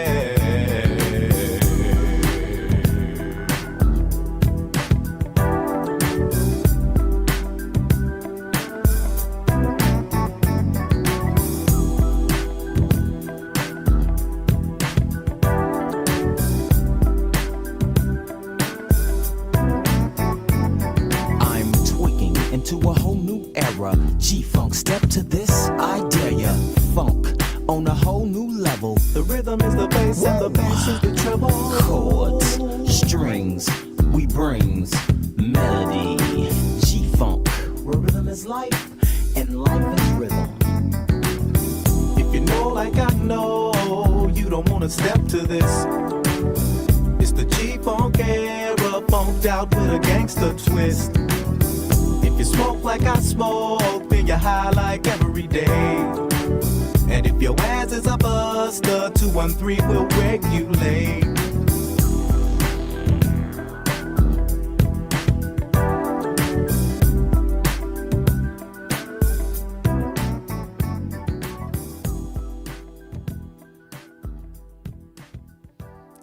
I love it, man. I love the beat. I like Warren G, but I love Nate Dogg. And I feel like in this song, you know, getting big or whatnot as fast as it did, it really boosted Nate Dogg. I feel like Warren G kind of got swept away. Warren G was big right at the time. Yeah, right? I was going to say, I feel like everybody had respect for Warren G, and Nate Dogg just showed up on this track.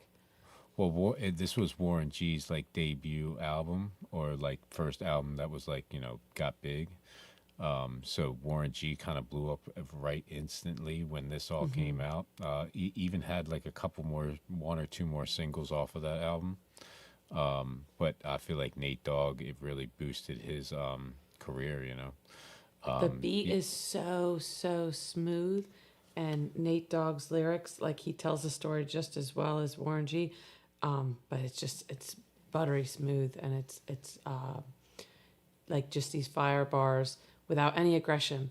I think the reason I love this song is because everything I don't love about hip hop, like everything that can be somewhat anxiety inducing, like the beats can sometimes be a little aggressive. The lyrics definitely can be a little much.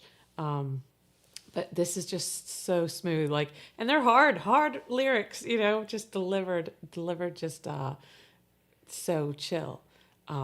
Yeah, 10 out of 10. This is like as high as hip hop gets for me. It's up there. Yeah, Nate Dogg just brings it with the smoothness. He just had something extra, you know. Yeah, no, not taking anything away from Warren G. Again, he's like telling a story here.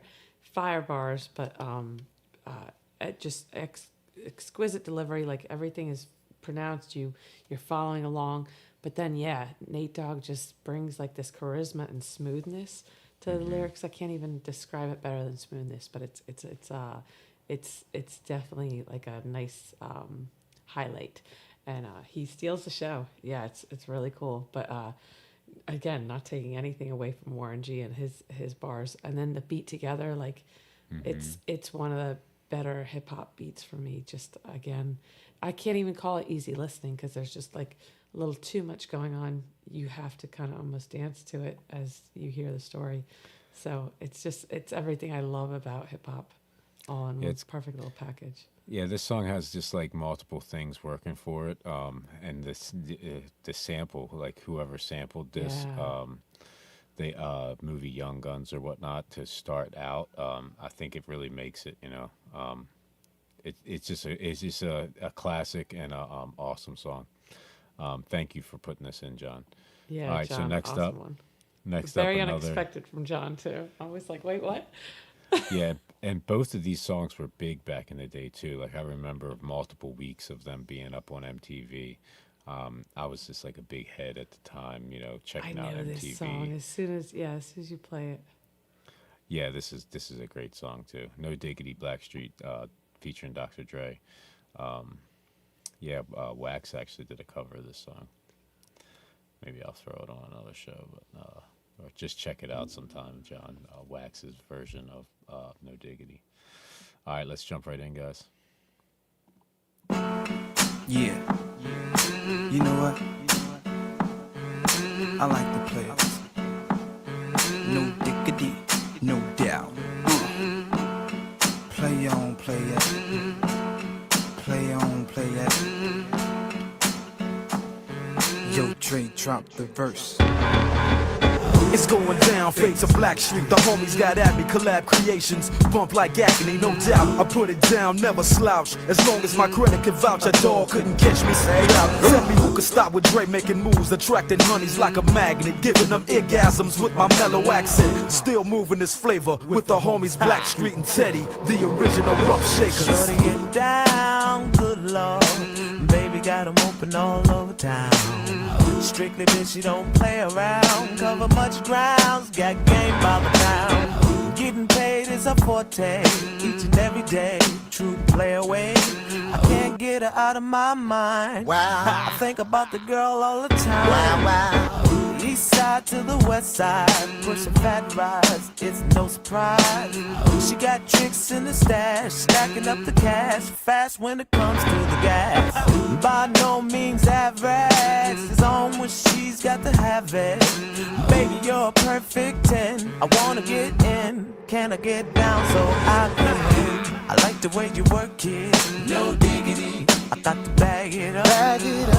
I like the way you work it, no diggity. I got to bag it up. Bag it up, girl. I like the way you work it, no diggity. I got to bag it up. Bag it up. I like the way you work it, no diggity. I got to bag it up. She's got class and style, street knowledge by the pound. Baby never act wild, very low key on the profile. Catching feelings is a no. Let me tell you how it goes. Curves the word, spins the verb. Lovers it curves so freak what you heard. rolling with the fatness. You don't even know what the half is. You got to pay to play just for shorty bang bang to look your way. I like the way you work it, Trump tight all day, every day. You're blowing my mind, maybe in time, baby, I can get you in my ride. I like the way you work it, no diggity. I got to bag it up, I like the way you work it, no diggity. I got to bag it up, I like the way you work it, no diggity. I got to bag it up, babe. I like the way you work it, no diggity. I got to bag it up. Hey yo, hey yo, hey yo, hey yo. Hey yo, that girl looks good. Hey yo, hey yo, hey yo, hey yo.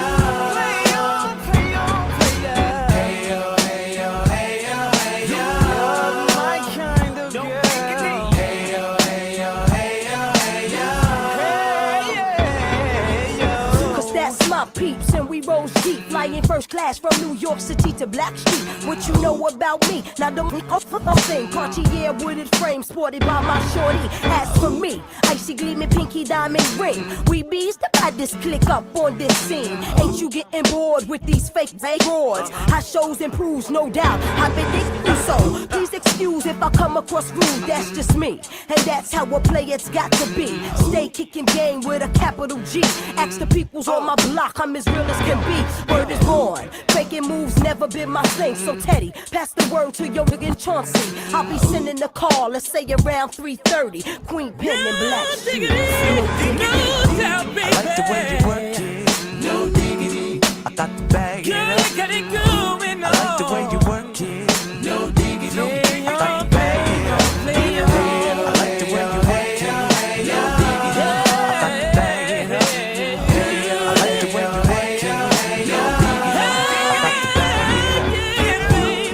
Yeah, come on. Becky in full effect, Lisa in full effect, Vicky in full effect, Tamika in full effect, Lay's in full effect, ain't nothing going on but the rent, yeah.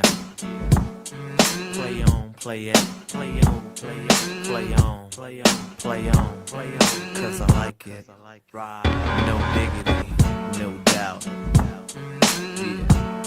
Blackstreet Productions, we out, ride, we out. Oh, super fire. Yeah, again, nice, very nice use of the sample, the little hum in there, and then looping it like that. It's just it creates a really nice vibe, a really nice feel, and it's what is really Ayo like that part, like it. Yeah, it's like it's produced really, really well. I think that's the actual band singing, but the loop is like the I know what you're. And there's also like a bass sound that's looped with it. But it's really hard to get a loop to sound that good to where you want to keep listening to it over and over again. Usually about like after like 4 listens, you're like, oh, the sound gets stale, you know. To have a loop to be able to sound like that, it's crazy. And then the guys from Blackstreet just sound amazing. Dr. Dre's verse was cool. And then the female vocalist, I looked it up. Her name is Queen Pen. I've actually never heard of her or knew who that was in there. Beautiful. We needed her where she was placed. But Exactly. It says featuring Dr. Dre. He's an all right singer, like an all right actor, but like he's a producer. I feel like everything he touches is fire. And maybe got a little bit of his vocals, but maybe I don't know if he was a mastermind behind this beat, but the beat and the production, not to take anything away from Blackstreet's talent, from her talent, but it was just, it was a whole piece. It's like the vibe that I need in hip hop. It's such a contrast to that more anxiety inducing, like I can respect the bars even, and I just don't quite appreciate it like this. This is, you can't not move. It's just the the beat is like John said, super beat, just one we'll never forget. I'm like, no diggity, I know this song. Of course I know this song. Literally, they played approximately 3 seconds, and I was like, oh, I know this song. I'm singing the words halfway through. It's definitely took me back. Yeah, super fire song. I haven't heard it in a while. Again, both of those songs I used to play all the time, kind of to the point where I didn't even want to hear them anymore for a while. But it's like, and then you don't hear it for the longest time, and when you hear it, you're like, this is my jam, you know? It's, you know, you hear something so many times, you need a break from it, but it doesn't mean you don't like it. All right, next up, Naughty by Nature, Holiday featuring Phineas. Now, I know Naughty by Nature also had a song or two that was pretty big back in the day, around the same time, you know, late 90s, mid 90s, something like that. But I don't know this song, Holiday, and I don't know who Phineas is. I think we're going to do this song and then jump to the comedy, cut out the rest of this hip hop and just put on the next one. Oh, John wanted us to get to something. Yeah, he wants us to get to the comedy. All right, cool. I'm down. It's all good because this is also this song right here was also John. So perfect. We'll go Naughty by Nature and then comedy. Yeah, let's jump right in, guys. Naughty by Nature, Holiday.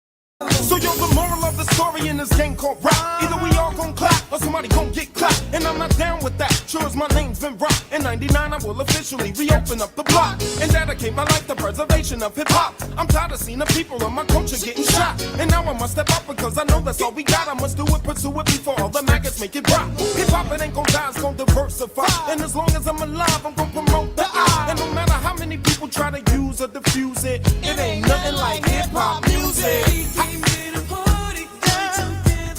Come on, come on.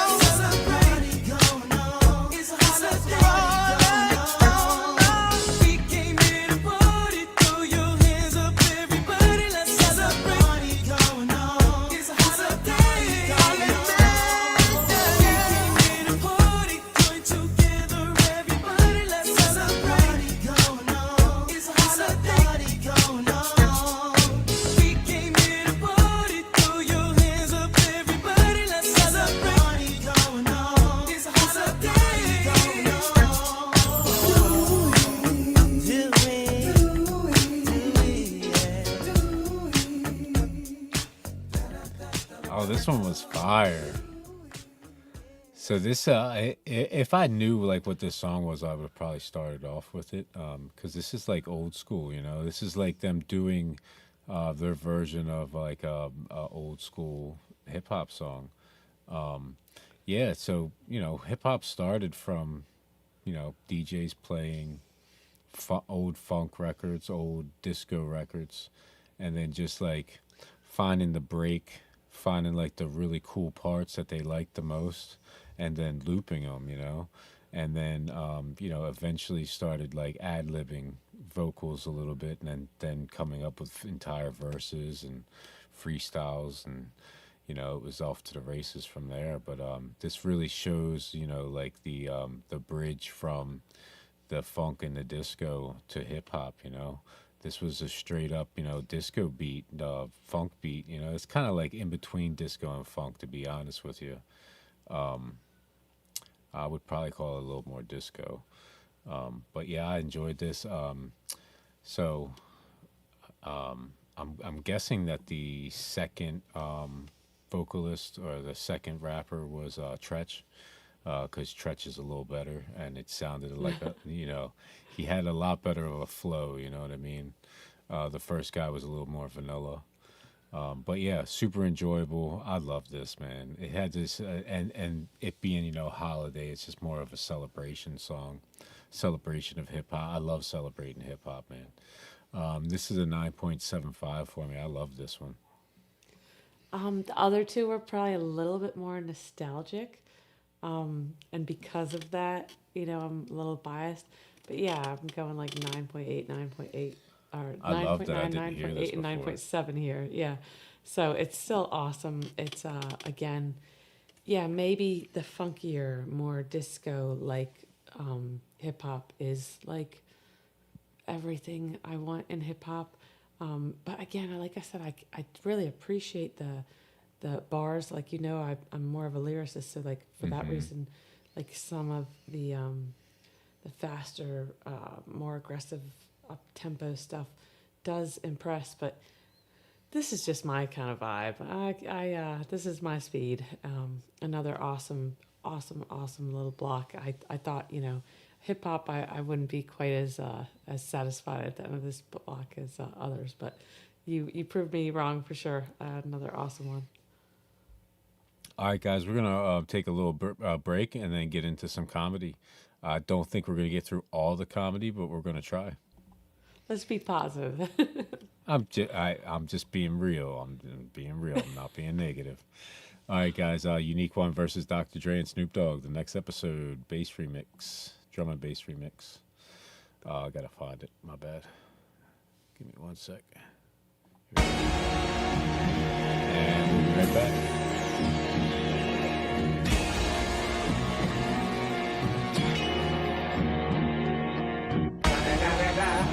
It's the motherfucking Eagle Double G. Snoop Dogg. You know I'm out with the D.R.E. Yeah. You know who's back up in this motherfucker. So blaze the weed up then. Blaze that shit up, nigga. Yeah. Hold up. It's the motherfucking Eagle Double G. Snoop. Hey, we gon' rock until the wheels fall off. Hold up. Wait, for my niggas who be acting too hard. Dr. Dre, motherfucker. You ready for the next episode? Hey. The motherfucking Eagle Double G. Snoop. Hey, we gon' rock until the wheels fall off. Hold up. Wait, for my niggas who be acting too hard. Dr. Dre, motherfucker. You ready for the next episode? Hey.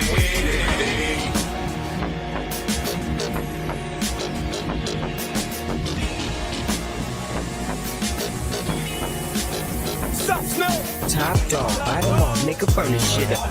DPGC, my nigga, turn that shit up. CBT, LBC, yeah, we hooking back up. And when they bang this in the club, baby, you got to get up. Thug niggas, drug dealers, yeah, they giving it up. Low life, yo life, boy, we living it up. Taking chances while we dancing in the party for sure. Slip my hoe a 44 when she got in the back door. Bitches looking at me strange, but you know I don't care. Step up in this motherfucker just to swing in my hair. Bitch, quit talking, quit walk if you down with the sick. Take a bullet with some dick and take this dope on this jet. Out of town, put it down for the father of rap. And if your ass get cracked, bitch, shut your trap. Come back, get back, that's the part of success. If you believe in the X, you'll be relieving the stress. Hold up. The motherfucking Eagle Double G. Snoop. We gon' rock it till the wheels fall off. Hold up. For my niggas who be acting too Dr. Dre, motherfucker. You ready for the next episode?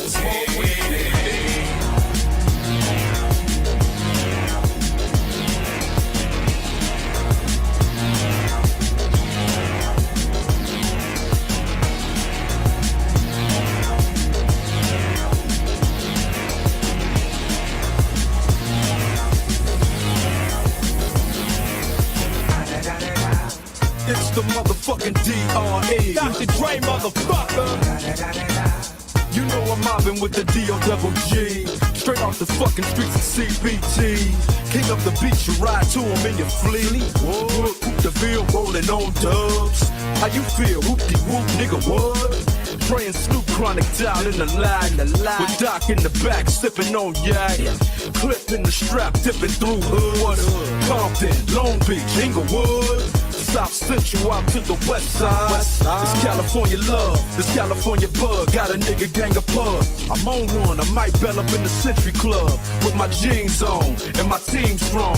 Get my drink on and my smoke on, then go home with something to poke on. Look a song for the 200. Coming real, it's the next episode.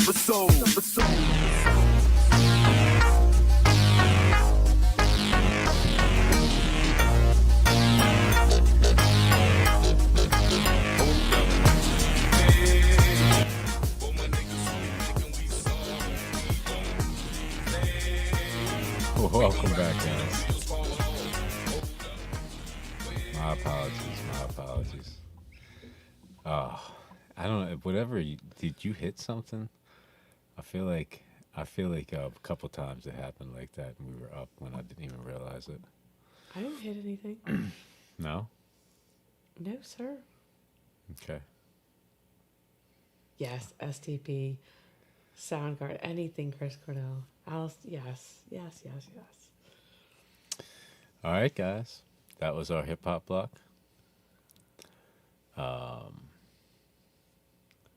It's a long list. Comedy block. Took me a while, yeah. Comedy block up next. And I we don't haven't done think comedy in so long. This is awesome. Yeah, I don't think we're gonna get through all of it either, but we got at least 4 of them up We for can you. save more for next time. Monty Python Cheese Shop, and this was John. Oh wait. Monty Python. Yes. Can we recap real quick before we forget tonight? Like, what are we doing? We're doing shows Tuesday and Wednesday this week. Okay, yeah. So Tuesday, tomorrow, Night of 1,000 Instruments. Instruments was a U.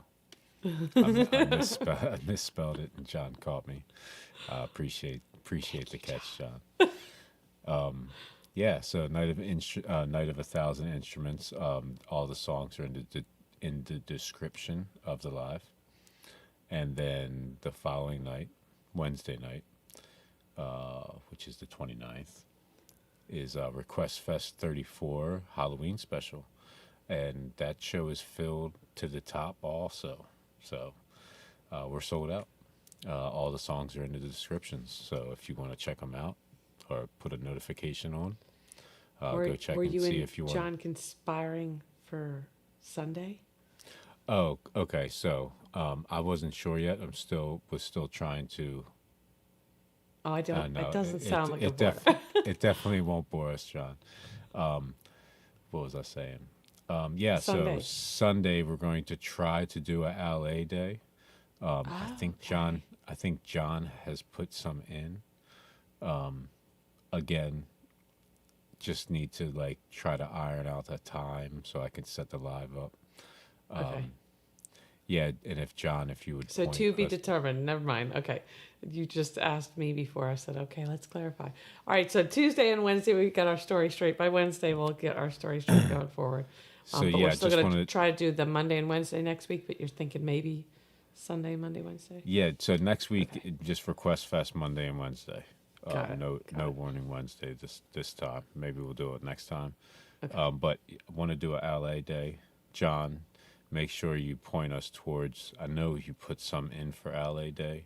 I'm just not 100% sure where they are. Just try to point us towards it, and I'll set it up as soon as we can, like iron out a time or whatnot.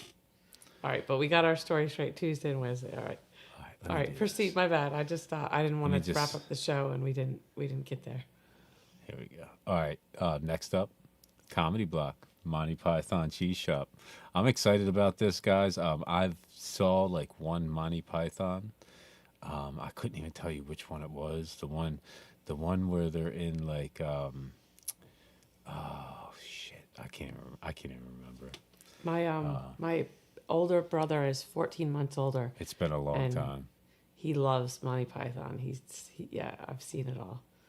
All right, let's jump right in, guys. Monty Python Cheese Shop.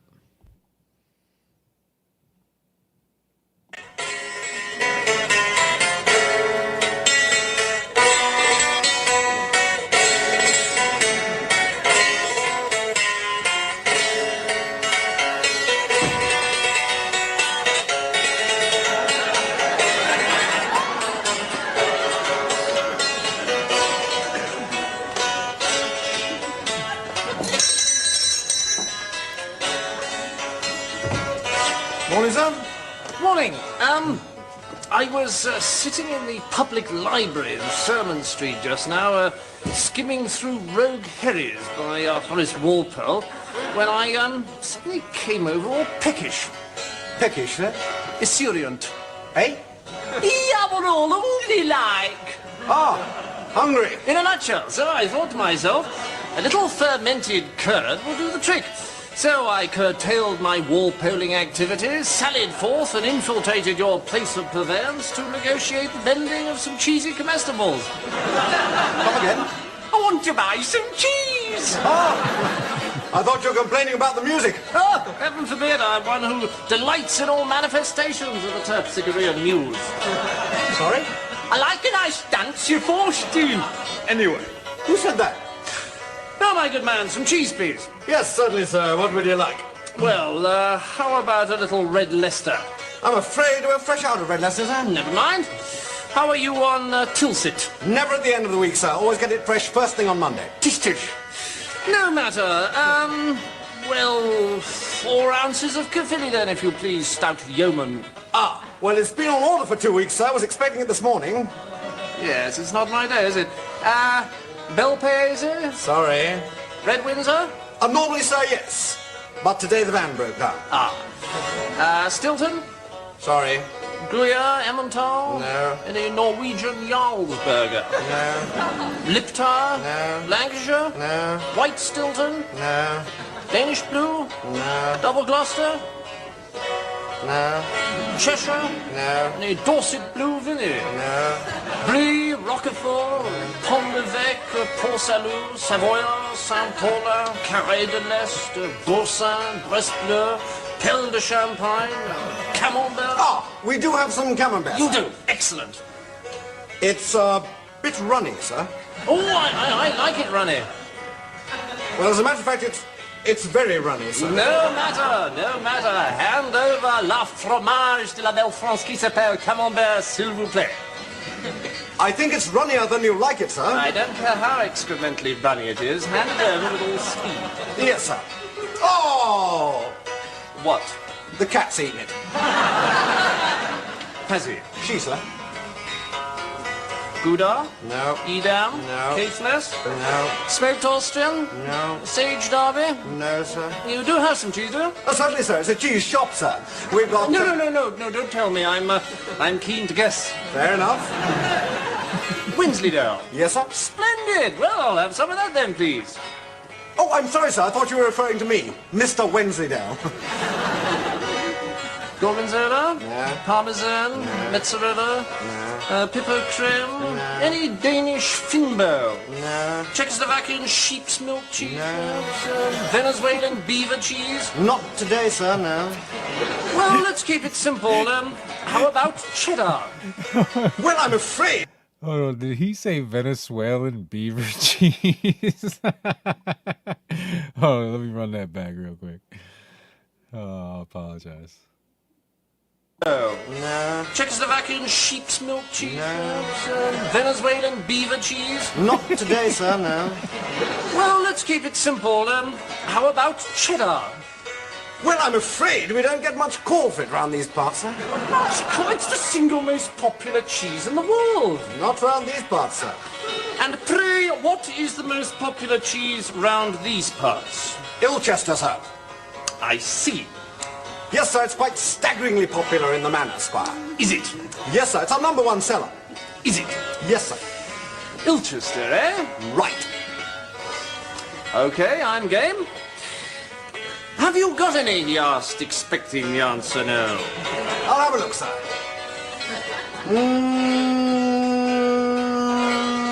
No. It's not much of a cheese shop, really, is it? Finest in the district, sir. And what leads you to that conclusion? Well, it's so clean. Well, it's certainly uncontaminated by cheese. You haven't asked me about Limburger, sir. Is it worth it? Could be. Okay. Have you... Will you shut that bloody dancing up? I told you so. Have you got any Limburger? No. No, that figures. No, it's pretty predictable, really. It was an act of pure optimism to pose the question in the first place. Tell me something. Do you have any cheese at all? Yes, sir. Now, I'm going to ask you that question once more. And if you say no, I'm going to shoot you through the head. Now, do you have any cheese at all? No. What a senseless waste of human life.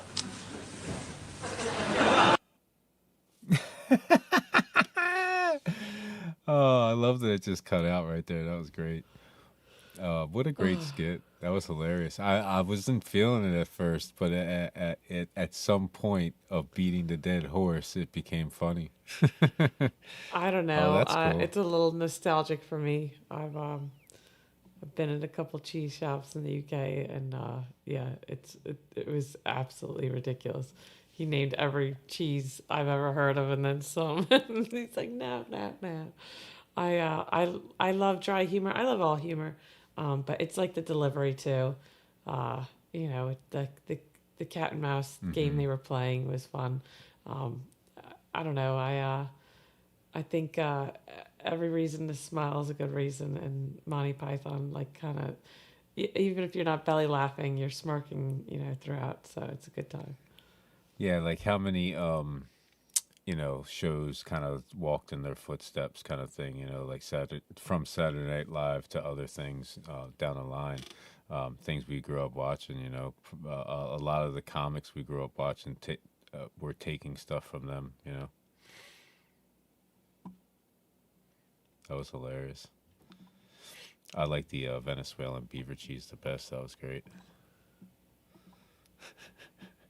All right, Cass, next up, George Carlin, American Values. We haven't did a George Carlin in a minute. Let's jump right in, guys. Forced language.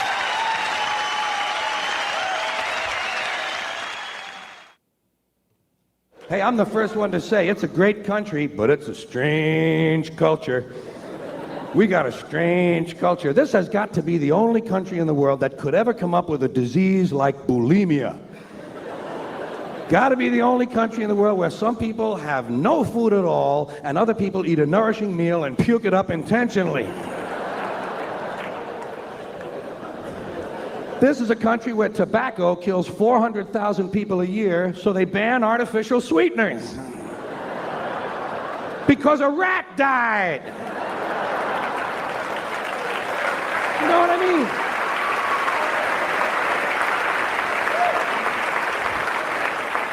This is a place where gun store owners are given a list of stolen credit cards, but not a list of criminals and maniacs.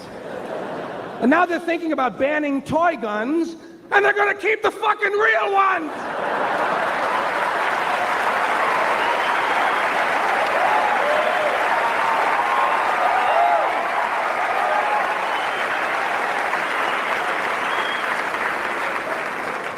This is a place where alcohol ruins more lives than cancer, and everybody gets upset when some athlete gets hooked on cocaine.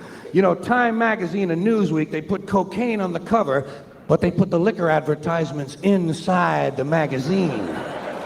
It's the old American double standard, you know, say one thing, do something different. And of course, the country is founded on the double standard. That's our history. It's interesting to hear him talking about this stuff. Like, you know, now things are completely different. Like we don't even have liquor advertising. You know, people aren't doing cocaine as much, but they have other drugs and stuff. It's like one just replaces the other, or one gets more popular than the other, you know. But that just shows you his talent, not just in his comedic delivery, but in the way he thinks. You know, he was ahead of his time. Yeah, I said this before. Like he's a little different than a regular comic. He's like he's got his jokes, but in between he kind of hits you with all this information, you know. He's edgy and he's intelligent. It all is a beautiful snowball. Right, exactly. I'm gonna run this back a little bit so we don't skip anything. It's a short one. Oh, say one thing, do something different. And of course, the country is founded on the double standard. That's our history. We were founded on a very basic double standard. This country was founded by slave owners who wanted to be free. Am I right? A group of slave owners who wanted to be free. So they killed a lot of white English people in order to continue owning their black African people, so they could wipe out the rest of the red Indian people and move west and steal the rest of the land from the brown Mexican people, giving them a place to take off and drop their nuclear weapons on the yellow Japanese people. You know what the motto? You know what the motto of this country ought to be? You give us a color, we'll wipe it out. So dark too, right? Edgy. Yeah, exactly. But you know, not wrong at the same time. You know, very realistic in his approach. Yeah. But makes you think, and that's like some people don't want to think about these things, but you like what do they say? If you don't learn from history, you're bound to repeat it. So I think we threw all that tea. We wanted our freedom from the English, right? But then turned right around and treated the rest of every other population, you know, we come across. It's not wrong, yeah. At the end of the day, we're all humans, right? It's crazy history, but you know, it's American history. You got to learn from it. He's got a little bit of a punch to his delivery. Kind of similar to like Dave Chappelle or like Bill Burr. He says the controversial stuff, but like he doesn't tiptoe. There's no apology. Just makes you think. Yeah, like the times that he really wants to get his point across, he really has that punch in his delivery. You know, turns the volume up just a little bit. You know, it's there's like a little build up. Yeah, he's like it opens your ear up that little bit more. You know, like a questioning inflection, and then bam, gives you the answer. Yeah, it's like he takes you on a little bit of a story, and then he gets on that soapbox on them on certain parts of his story, and just really turns up the volume. You know. Yeah, I feel like he's a great comedian because he's so intelligent. Like usually that's not the combo, you know, of all the comedians, but it's he definitely makes you think. I love it. It's definitely a formula, a working formula, you know. All right, guys. Next up, Ron White, Pick Me, Pick Me. Speaking of a totally different formula. All right. Here, let me do this one. All right, let's jump right in. Ron White, pick me, pick me. When I first met Barbara, she had this 15-year-old Scottish Terrier she was trying to squeeze another year out of. And the first time I saw this dog, I was like, oh man, this dog's about to die, and I don't want to go through the death of this dog with this woman around. I just met her, and I'm not that sensitive.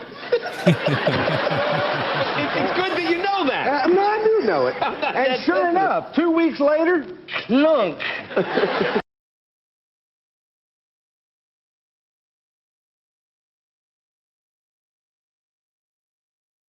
Dog with this woman around. I just met her, and I'm not that sensitive. It's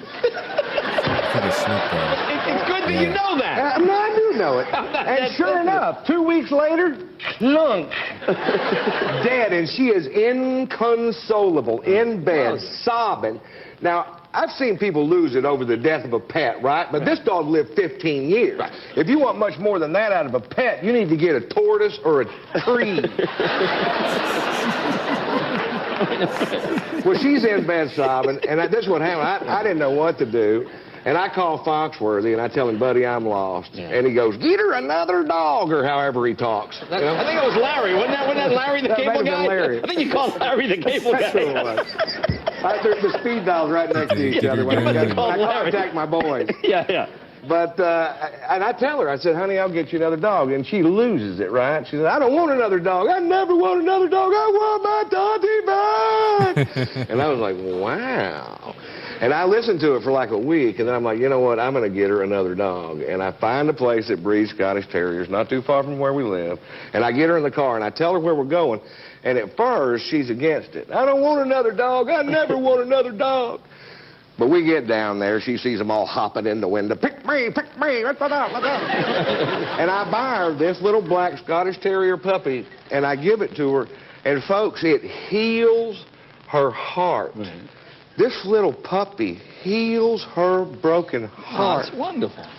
Well, 2 weeks ago, her father passed away, and I'm like, I think I see a way out of this. So Hold on 1 second.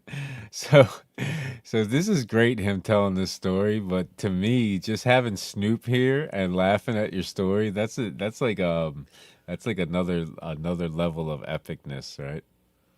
I think it's hilarious. Snoop has been everywhere, just like incognito. Right, exactly. Sometimes on these shows things just come together like that, kind of like the Rock Block tonight, how it was just like everything was a cover. It was really cool. All right, let's get back into this. Sorry, guys. Passed away, and I'm like, I think I see a way out of this.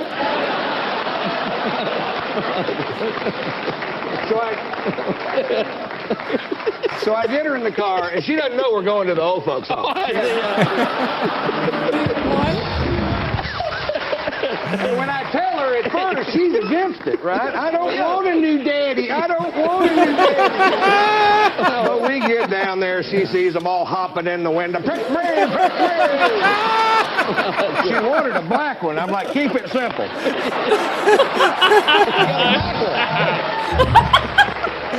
Snoop is no good, man. Snoop is no good. He acts weird when I'm in the room, but I think it's because he smells my daddy on me. Yeah, that could be it. What a hilarious joke, man.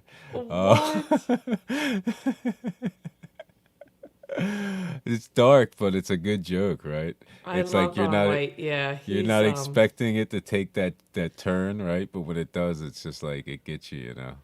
Yeah, and he's not afraid of the risky jokes. He turned right to Snoop, and she was like, she wanted a black one. I told her, keep it simple. Keep it simple. Snoop was loving it. He was having a blast. He was no good. Oh, my God. It was hilarious. Ron White's hilarious. Yeah, but again, the timing, obviously he improvised almost, he knew Snoop was going to be sitting next to him, but it was just really cool because again, that's that's kind of like a live performance.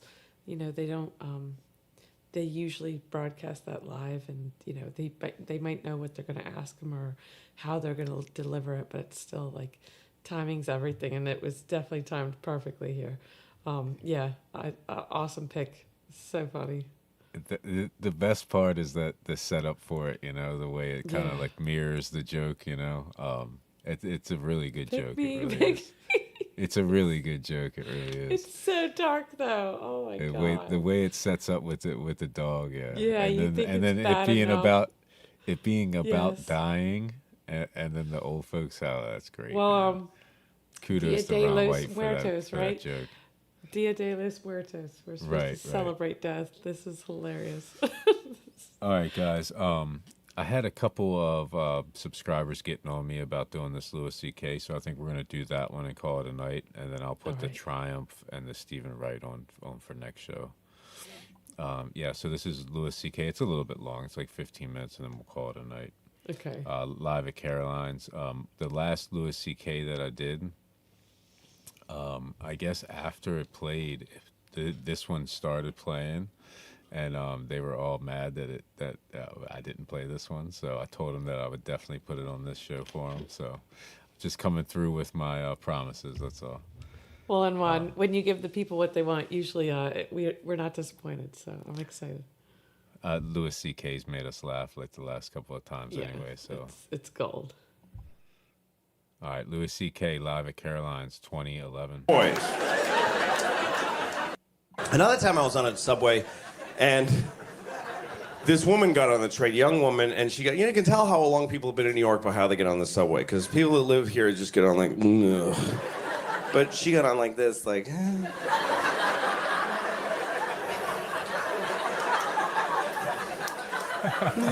was pretty bad last time. I hope I don't hope nobody pisses in my face today.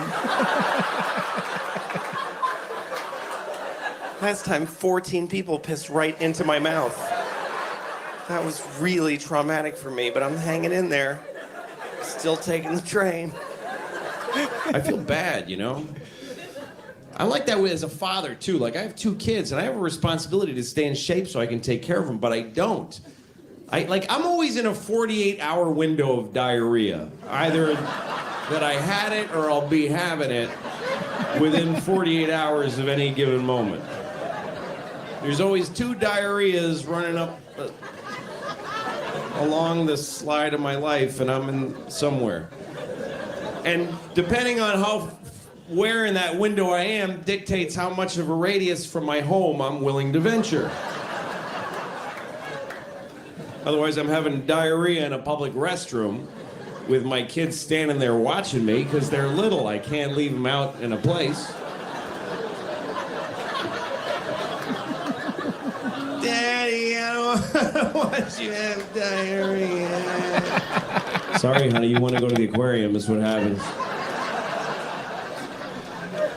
I told you, let's go to the deli and buy Daily News and go home, but you want to get all fancy and go to the aquarium, so you gotta watch Daddy shit water out of his asshole. I was hanging out with a couple that I know, and they're married. They're 43 like me, and they're married. That's pretty much, once you're 43, you're either married, you're divorced. You don't really, after 43, the window's closed. You're staying. And it's true, that's what, all right, nobody cares that you're relating to this. Shut up. It's not interesting or important. I don't care. I get it, you're all well-dressed, you all work together. No, you're not gonna get the focus of the show. You're just not, just shut up. No one's gonna wanna watch a TV show about that I talked to some guy all his friends took him out, and come on, no, shut up. I'd rather there was an empty table here, and there will be if you don't shut up. All right, so anyway. I was reading to my kids the other night, we have a rule that if they get their teeth brushed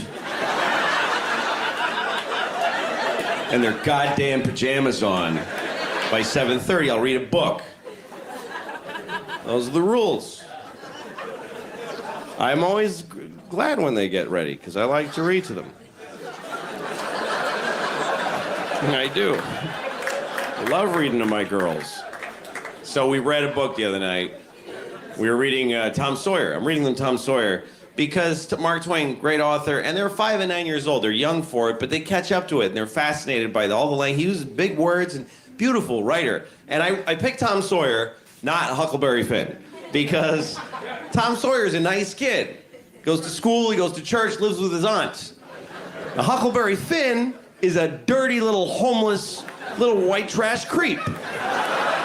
And main problem is that he won't stop saying nigger. I mean, 40 times a page. I can't sit on my daughter's bed and just say nigger all night and then put her to sleep. I just ain't gonna do that. Anyway, I'm reading him Tom Sawyer, and it's a real nice book, but then all of a sudden he runs into Huckleberry Finn on the street. And then Tom saw his friend Huck Finn. I'm like, oh God, okay. All right, let's take it easy here, fellas. Let's just have a nice, quiet conversation here.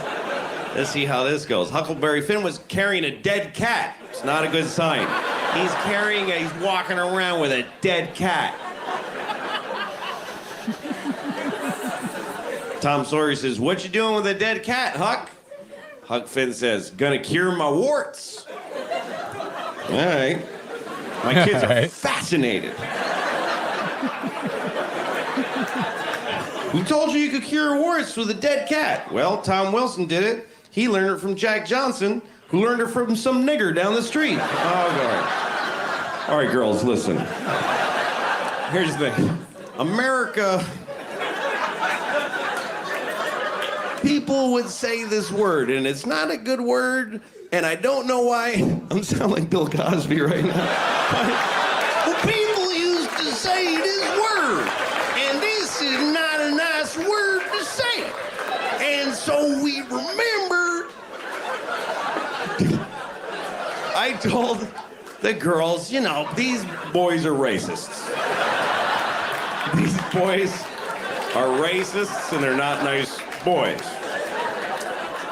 I think we can still enjoy the stories about the fishing and the trading, and it's weird, man. There's a, you know, that's part of our history, and we have to know it's there. And how do you cope with shit in your past that's bad? Like, how do you try to feel like a good country when you've done shitty things as an entire nation?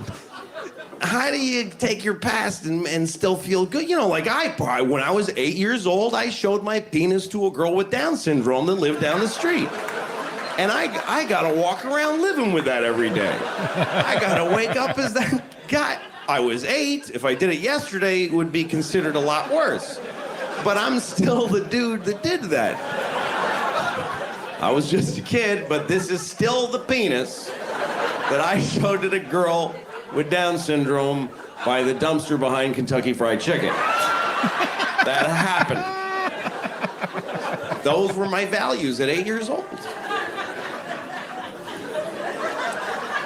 And I know that's an awkward thing to equate to slavery in America, but it's kind of the same thing. My favorite thing to do is sleep now. I love sleep.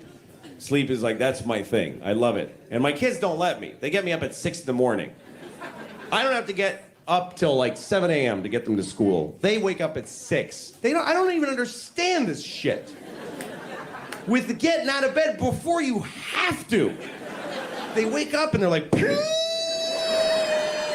they're so excited and they want it. I get it. They want to share it with me. Daddy, look, it's all still here. That hurts my brain. Because at 6 a.m., I'm just, I'm so deep in the deep African sleep. Like it's just a ancient, mysterious, submerged in a river of warm chocolate, just. And sleep was like a goddess whore just sucking me off, just. She's got a gold helmet and 40 tongues, and she's.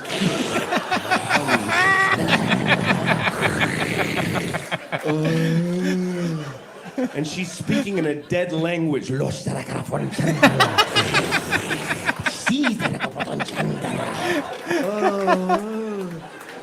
she's feeding syrupy heroin into my penis while she's sucking.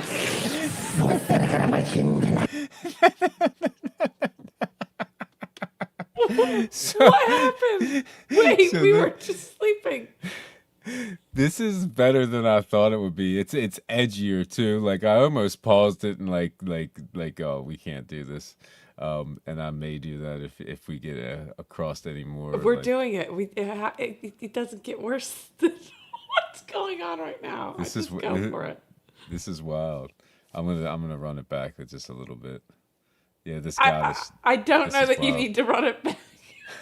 Look at him go. we slurped enough. Okay. Look at him go.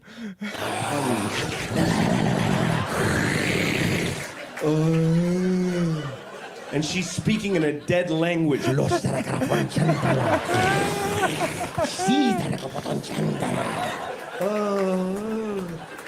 And she's feeding syrupy heroin into my penis while she's sucking. Oh, let this be my life. Please let this be real. Let this be real. Daddy! No! Oh, shit! Daddy, wake up! I've always eaten wrong. I never knew that food is a benefit to your body. I never looked at it that way. I always looked at food as another awful thing I'm about to do. Oh, God, I'm going to have one of those. I never realized that food is supposed to be good. It's supposed to make you feel good. You should eat like a little piece of salmon this big, and then you're like, oh, shit, look at what I can do. That's supposed to be the effect of food. You're not supposed to just push more and more shit in until you're like, oh, God. Oh. You're not supposed to have to cancel shit because of something you ate. That's not the desired effect of food. You eat a little piece of lettuce, and the guy in your belly catches it. This is amazing. I can make skin cells and blood cells and some energy. The guy in my belly hates me. He gets my third donut. He's like, what do you... Come on, man. What do you imagine I'm doing with those? I can't... There's no part of you I can make out of donuts. It's just a storage issue. I got nowhere to put it. 4. He's eating 4 donuts. It's 10 o'clock. Oh, and he's jacking off now. Come on, man. Get a grip. Just stop. And the other guy's like, what do you want to do with the donuts? Just shit them out. Shit all of them out, whole. Let him find 4 whole donuts in the toilet. Let's see if that slows him down. Oh, shit. Oh, my God. I just shat 4 perfect donuts. Please welcome the shitty fat tits. Oh, no, thank you very much. No, seriously, thank you. You're a host, ladies and gentlemen. Please, give it up. He should. Anyway, do you know how much stupid stuff we do just to get pussy? Sex... Oh. Yeah, I don't think... So hold on. No, that's Doug Stanhope, and I'm not sure why he's in the middle right here. Uh-huh. That's interesting. But yeah, so is this still... Hold on one second. Thank you very much. Thank you, everybody. I have some notes I'm going to be working off of. I hope that's okay with you. I never stopped anything so cold in all my life. That was amazing. You guys were clapping so much. Yeah, that was interesting. That was Doug Stanhope. I haven't seen Doug Stanhope since like The Man Show or whatever. So he looks a little weird to me, but it was like, yeah, for like 20 seconds, I just skipped past it. Let's get back into this. It's about halfway over. And now you look like you've never clapped in your lives. That applause is so far in the rearview mirror right now. That's amazing. How quickly. Yeah!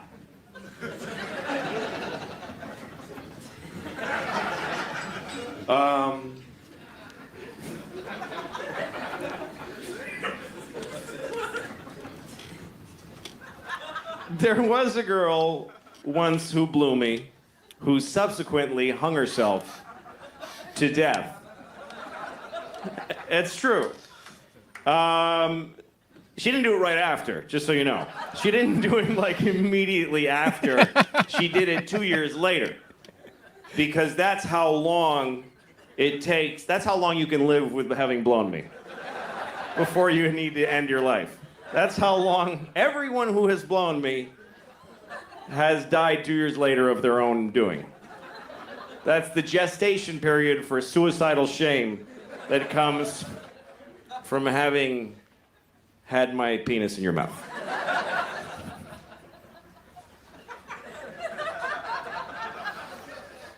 That's such an awful way to describe blowing somebody, having had my penis in your mouth. It just gives you an image of somebody, oh, I got some, oh, I got this dick in my mouth. Do I still have his, do you see his dick there? Oh, shit, yeah, you got his dick. I was on an airplane and there was a Hasidic Jewish man trying to put an enormous bag under the seat. It doesn't matter that he was Hasidic, but it's a detail. It's detail. When you try to put enormous bags under seats, folks notice the kind of person you are. They make note. They say some Chinese guy, whatever you are, they're going to describe you. They're not just going to say, a man put a little giant thing under a seat. What kind of man? It's not important. Just a fellow. No, this guy. Trying to shove this thing under the seat. No one can leave because he's not going to not do it. And the flight attendant was a guy, and I'm not going to say he was gay because that's not important. It doesn't enter into the story. I'm going to call the Jewish guy a Jewish guy, and I'm going to call the gay guy just some guy. How do you like that? Isn't that unfair? I'm not going to identify him as gay because I don't want to discredit them. Actually, he didn't do anything wrong. So, boy, what a disaster this is right now. Jewish guy trying to put the thing under the seat, and the guy's going, sir, it's not going to fit. He was only slightly gay, like that. He wasn't like, sir, it's not going to fit. Ah! No, he just said, sir, it's not going to fit. It's going to fit. I know it's going to fit. It's going to fit. I'm telling you, Moses. When I was about 6 years old, maybe, I stayed home from school one day. I had a single mom, and she worked.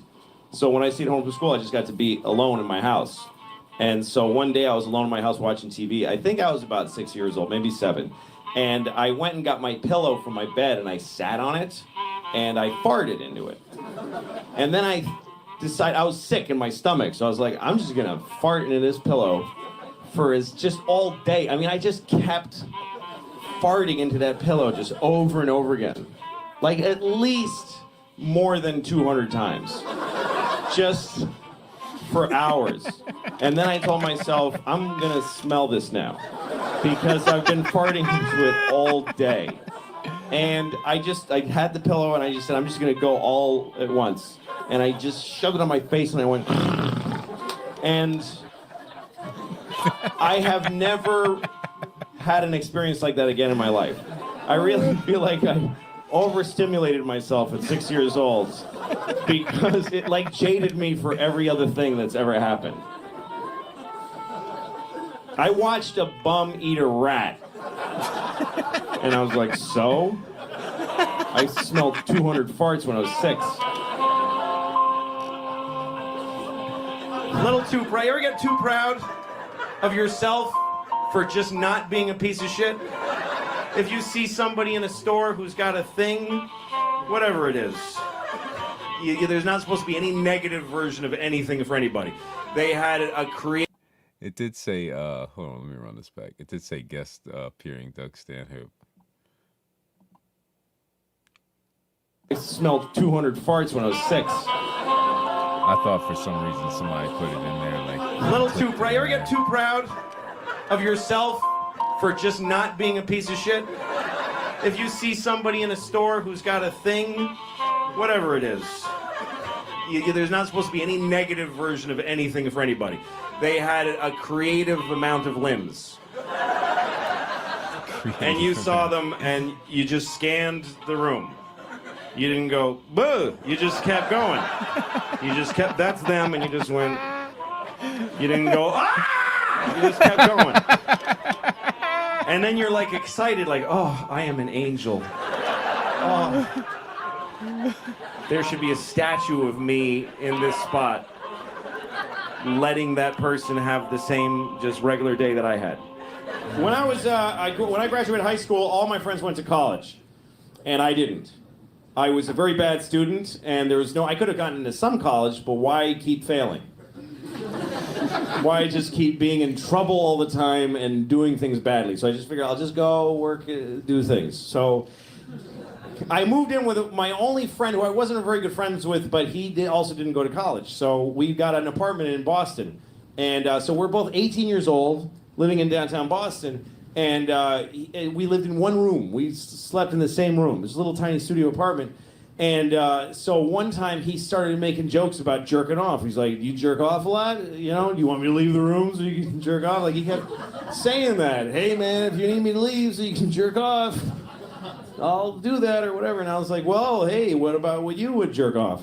And he goes, I don't do that. And I was like, "What?" And he goes, "I never have done it." And I was like, "Are you serious?" I was blown away by this. He said, "I've never done it." He goes, "I kind of wish I could, but I just can't bring myself to do it. It's too weird. Like, I get weirded out. I've never done it." And I was like, "Really?" And he said, "Yeah, I never jerked off." And he told me that. And that stuck in me for years because I thought there's folks that cannot do it. Because to me, this shit is just a plague. I'll never escape this shit. There's moments I've done this that I really would like to take back. But it's just, you know, sometimes I'm all packed, ready. I got bags of roll, and I go, oh, I gotta sit down and jerk off before I leave the house. It's just a constant insulin injection that I need to get. And I really hate it. I'd love to never have to jerk off. And I've always thought there's something wrong with me, because there's a dude who was pretty normal who just said, I don't do it. Anyway, I ran into him about 2 years ago, and he said to me, remember when we talked about jerking off? And I said, yes. And he said, I don't know why I was like ashamed to talk about it with you, but I was jerking off constantly. So he said, I've been jerking off since I was 11. And when we lived together, I used to go in the bathroom and jack off all the time, and I was afraid to tell you. And I was like, if I could murder one person, it would be you.